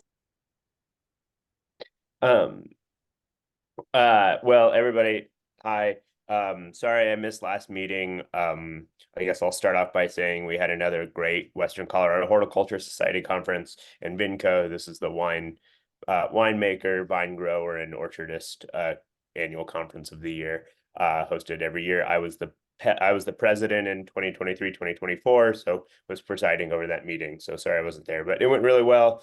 Had some great researchers in. Finally, I feel like got some interesting news, at least for organics, in terms of some of the big disease issues that we've been dealing with, namely Cytospora. That was a real standout issue, as well as some other, I think, good information around other pathological issues and labor issues and things that we've been dealing with. So excellent conference, though I'm devastated that I missed Becky and Robert's presentation. So Robert, I'm sorry I wasn't there. I think not much really to report here. Snowpack in the Gunnison River Basin is in the like upper 90s at this point. It's kind of a little bit of a dry spell after some nice storms. Hopefully it picks back up here shortly. We are very warm. I think most people are anticipating a little bit of an early bloom, which could be difficult to manage, but at this point I don't think anyone is in high alert. Those are really the major conversations happening right now. As far as H2A, most people around here seem to be their crews seem to be making it through the consulate and getting up here successfully. There have been no major backlogs as far as I've heard with H2A. As I mentioned before, I think we are looking more afield than just Colorado. Many folks in the mid-scale are looking afield in the rest of the country for more peach markets. I'm hearing, at least within organics, a lot of people talking about expanding outside of Colorado for those who hadn't but now are looking to. Last but not least, just to wrap up a quick update. Personally, and I think anecdotally, many people in the industry out here real happy to see Attorney General Weiser come out against Kroger and Albertsons merger. So thrilled to see that, and interested to see where that goes. So I'll wrap that up short and sweet, but nice to see everybody. Harrison, thank you, and enjoy seeing Ezra's face instead of the back of his head. So work on that. Okay. I'll try to bring him back over here in a second. Okay. I don't know what is going on. He's just he's like doesn't want anyone to be in a meeting. If He's a boy. Yeah, he wants. Maybe that's what it is. The only meeting that's worth having is with him. So there we go. There you go. The sooner you learn that, the better. Okay. Yeah, we're figuring it out. All right. Do I have anybody else that would like to volunteer to go next?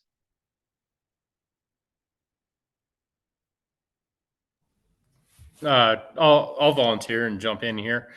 I guess the main thing that's been going on in our region, Jordan alluded to it, was the change to the Seed Law Act, Potato Seed Law Act, and that was a very interesting meeting that happened last week, where it went to an industry vote. I think a lot of the main concern was the industry thought it was sprung on them, and the Senate bill just happened relatively quickly. So that was a lot of the main concern, just not understanding what it was, and just the lack of communication, or the short communication there, I guess. But yeah, it is a very divisive topic among our community, and in particular between the commercial growers and the seed growers in the area. So, but I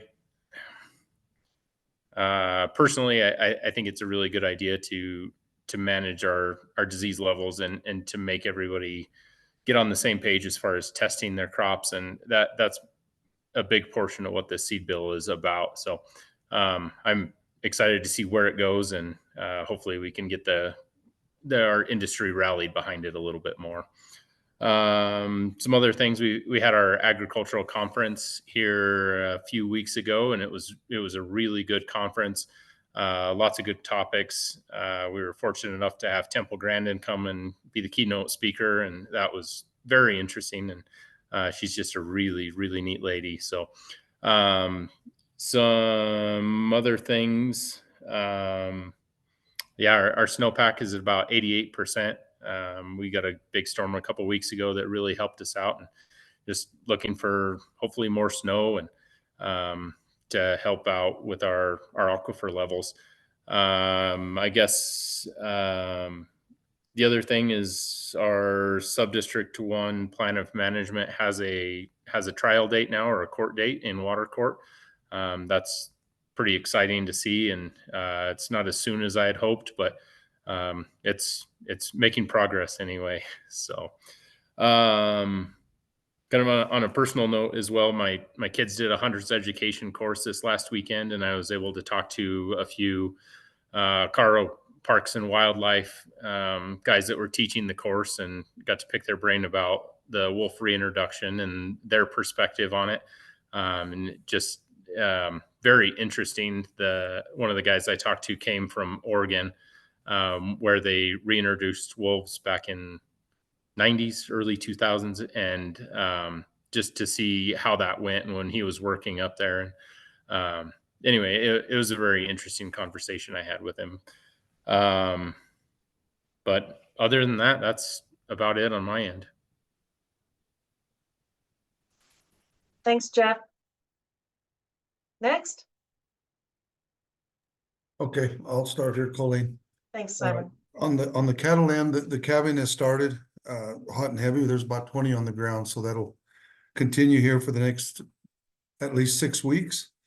We're fertilizing the fields right now. The alfalfa ground is complete, along with the wheat ground. So we're working on the corn and oat ground, fertilizing them right now.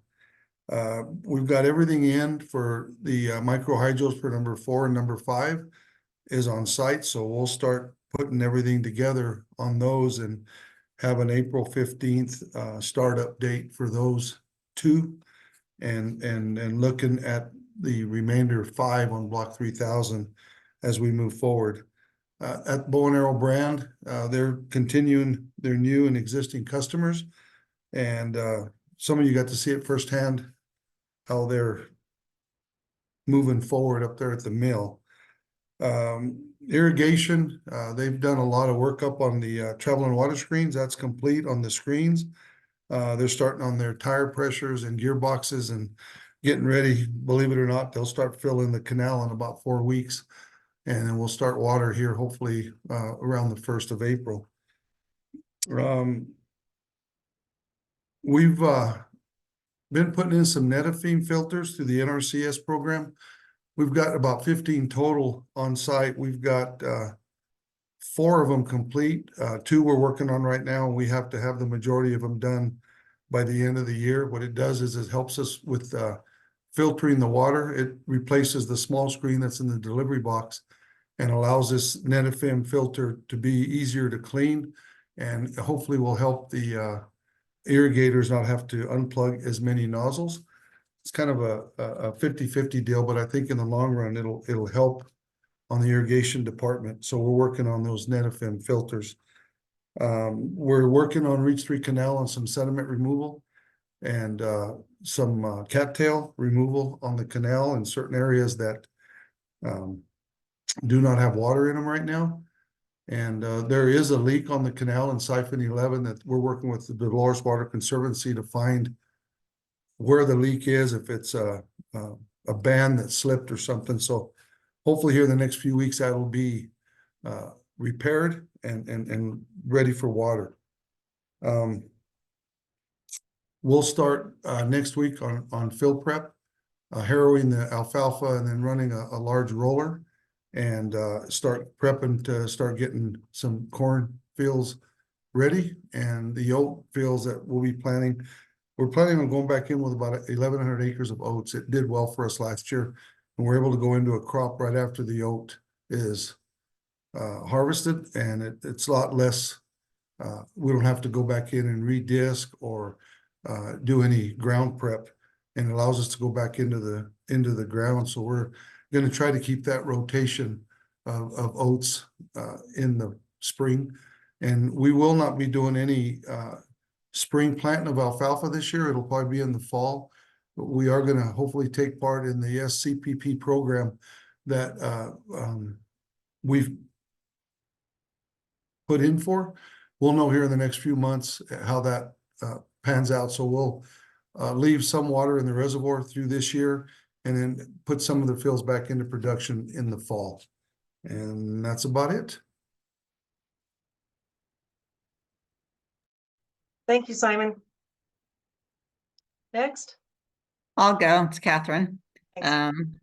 As Harrison said, it's been a little dry here in the Grand Valley. We actually haven't had winter hardly at all. I think we've gotten less than an inch of snowfall total and not a lot of rain over that. So the interesting thing is it's been cloudy and no wind. And so the moisture that we got early in the winter is still in the ground. Nothing seems to be dry.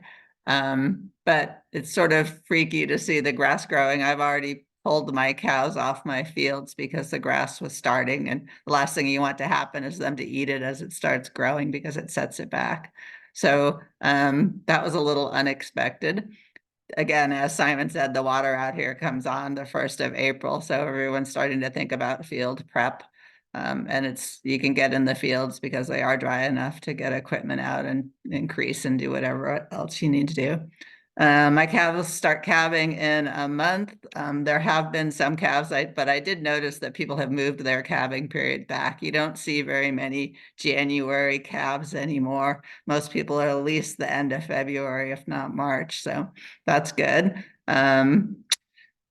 That's about it for farming things, although people are sort of excited about the cow prices. Calf prices, I was watching the sale on Monday, and some 500 pound calves went for $320, unbelievably, steers out of our Loma sale yard this spring. So that's a new record for them.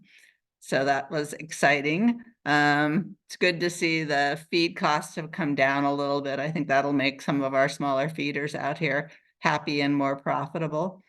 On good news, personally, 2 of the LCAP, which is the local capacity meat processing grants for equipment and construction. I have 2 projects in the final that'll really impact processors here on the Western Slope. So hopefully we'll get good news soon on that.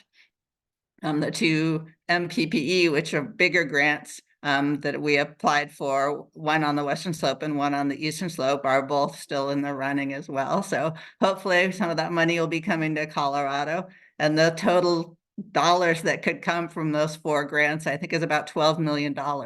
So keep your fingers crossed that we'll have some major expansion and new equipment in our meat processing plants.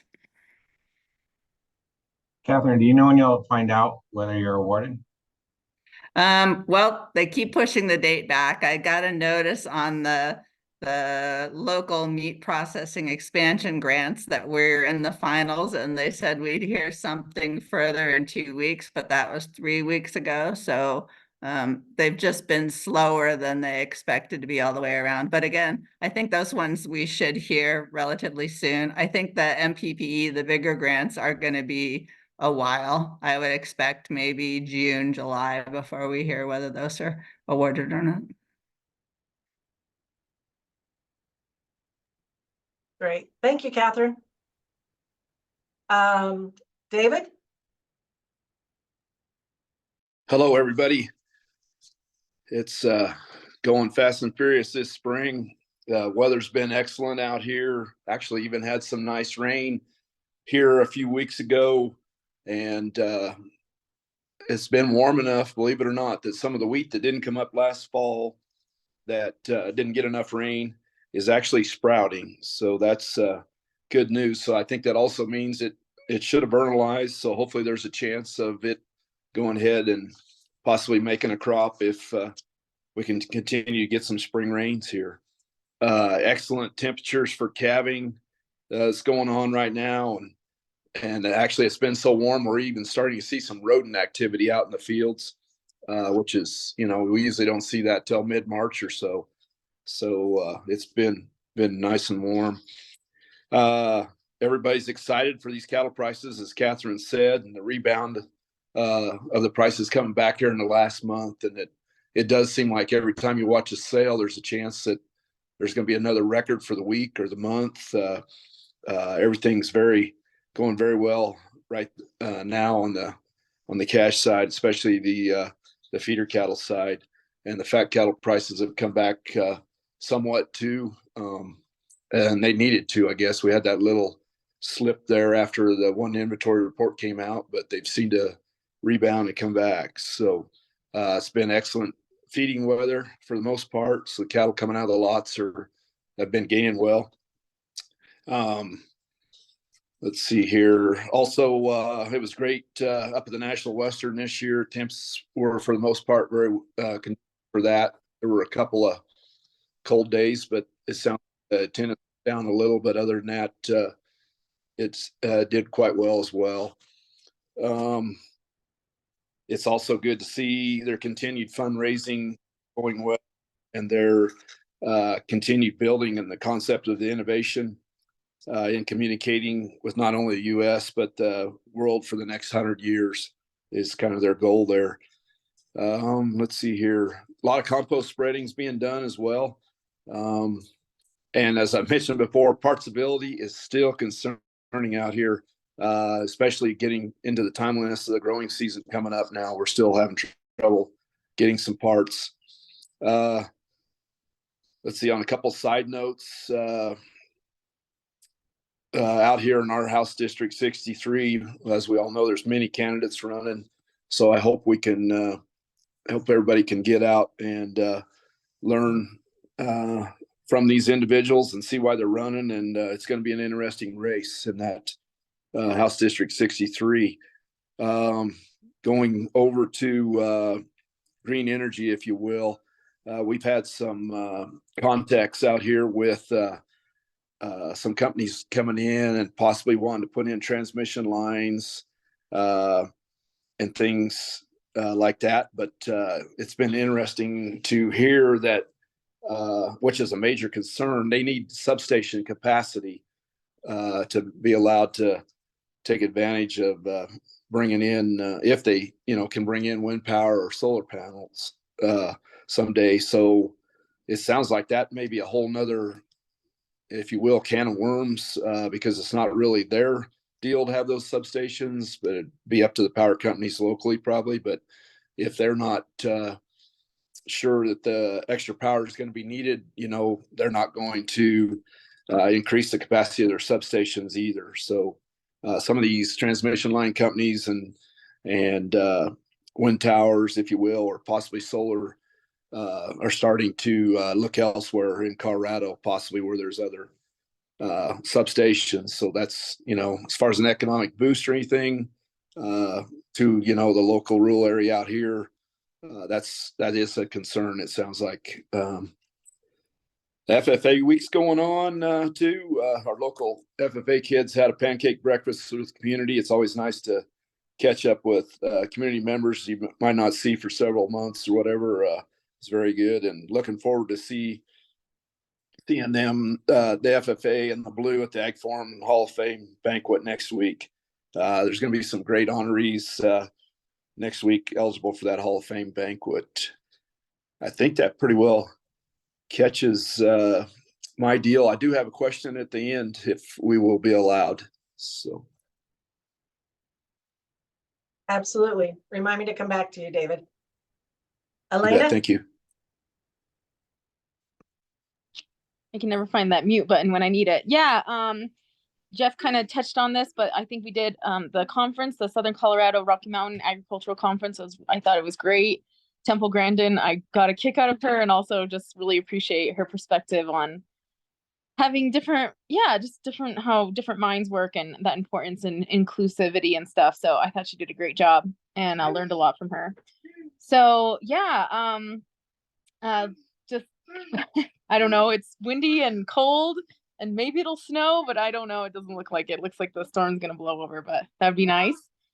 And then this is more on a personal note, but recently found out that my house has some heavy metal contamination, which is tough, but I am finding that actually it's kind of a bit of a crisis in this area. We're on a Superfund site. The Alamosa River was a big mining disaster back in the 90s, and realizing that it's kind of a community crisis, that a lot of kids and elderly and people are just being exposed to a lot of heavy metals. And I think that's not just unique to our community, but definitely something that that I'm excited, or not excited, but have been connecting now with like a few different groups around who are working on it, and hopefully to see some bigger changes. I don't know how you change that, because unfortunately there's a lot of programs for testing and there's a lot of programs for identifying the problem, but there's not a lot of programs for remediation, especially for like smaller, you know, like not for organizations, but for individuals. So yeah, I don't have anything else actually. That was all. I'm sorry to hear the situation there, Elena. Best wishes to you on that. My report is similar to Kate's, because I've seen Kate and Ari quite a bit in the last 30 days. I was at the VilSAC meeting with the roundtable discussion at the CSU Spur. I was also at the specialty crop block grant announcement regarding the literacy project through the Colorado Foundation for Agriculture, the book called Seed, Sprouts, and Spice. It's featured the Pueblo chilies. And I serve on the Colorado Foundation for Ag Advisory Committee, and they received the grant, some grants, money for it.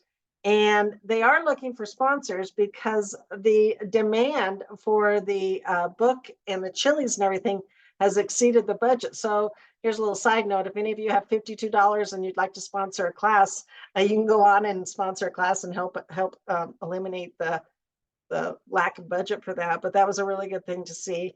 And then did sit in on the specialty crop block grant roundtable with Undersecretary Moffitt.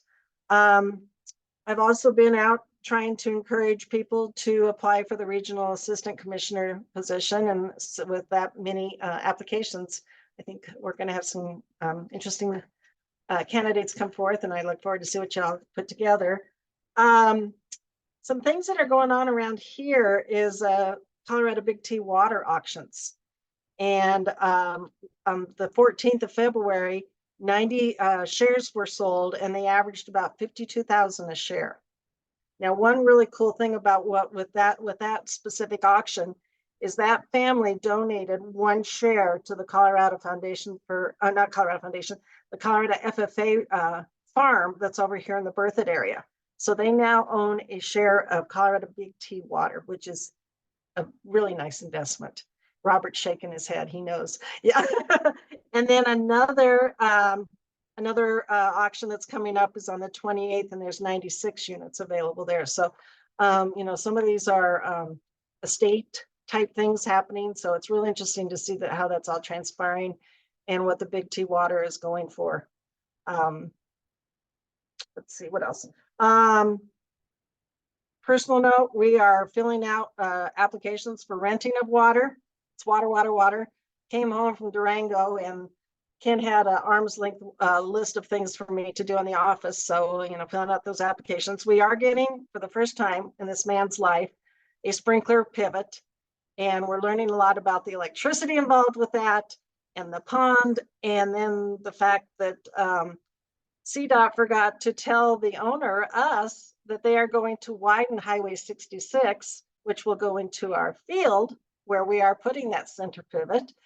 So a lot of interesting tape that we are venturing through.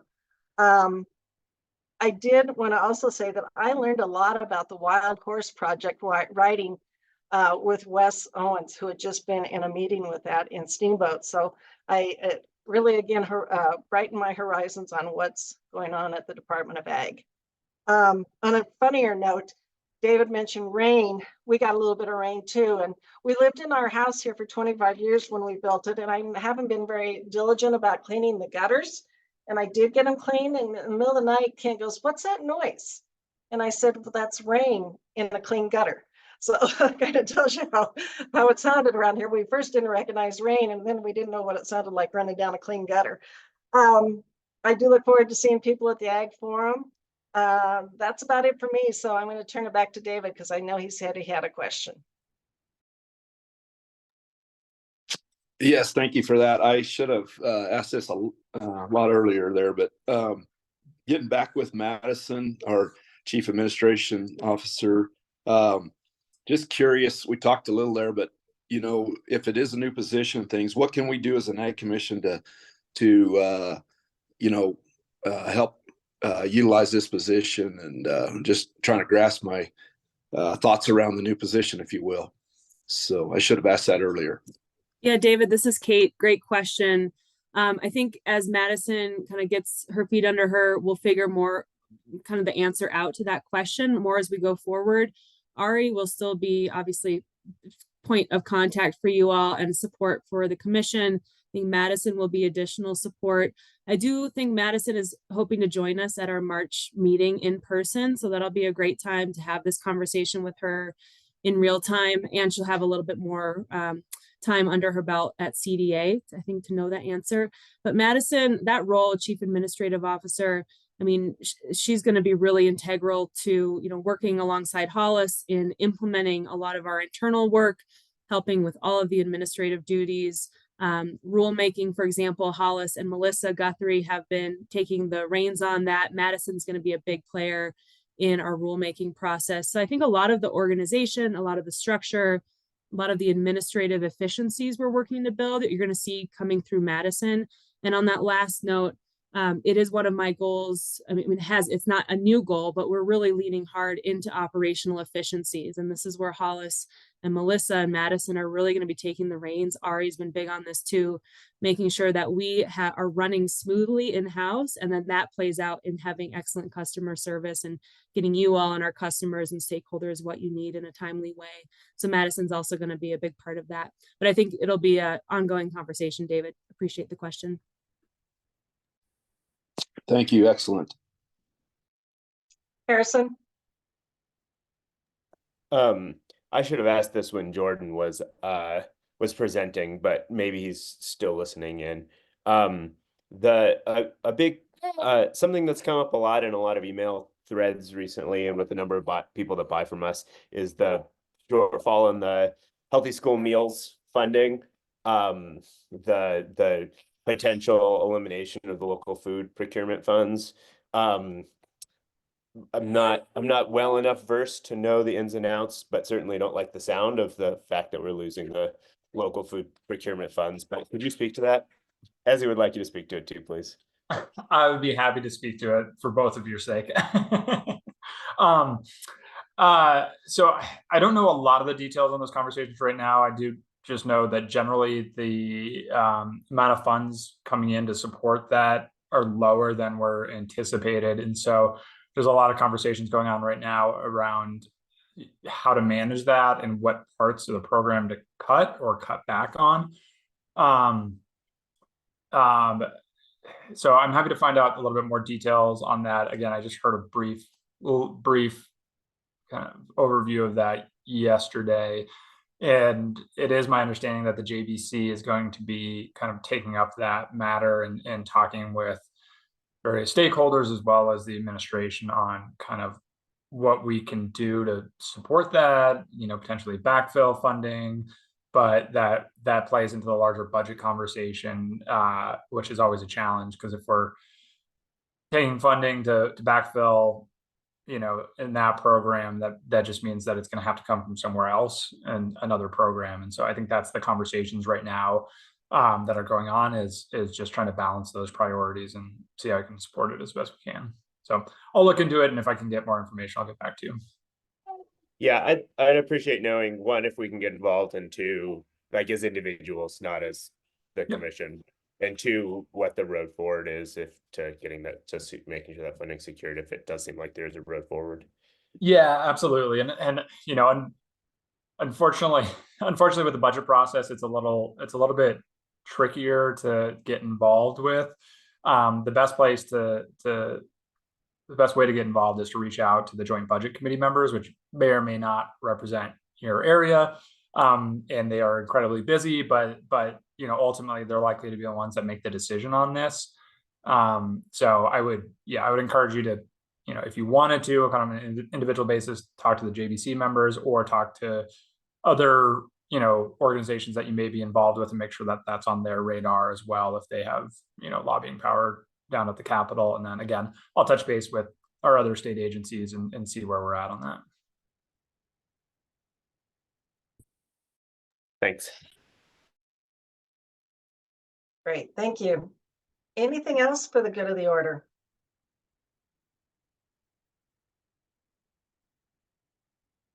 I don't see any hands or anything. So just a reminder, the next meeting is March 20th in Denver, and more information to come on that. And with that, I will ask for a motion to adjourn today's meeting. This is David. I moved, we adjourned today's meeting. Thank you, David. Do I have a second? I'll second. Thank you, Simon. It's been moved and seconded to adjourn today's meeting. Any discussion? Here, okay. If not, we'll proceed to vote. All those please say aye or thumbs up, please, or wave your hand like Harrison. Aye. Aye. All those opposed, same sign. Thank you. Motion passes.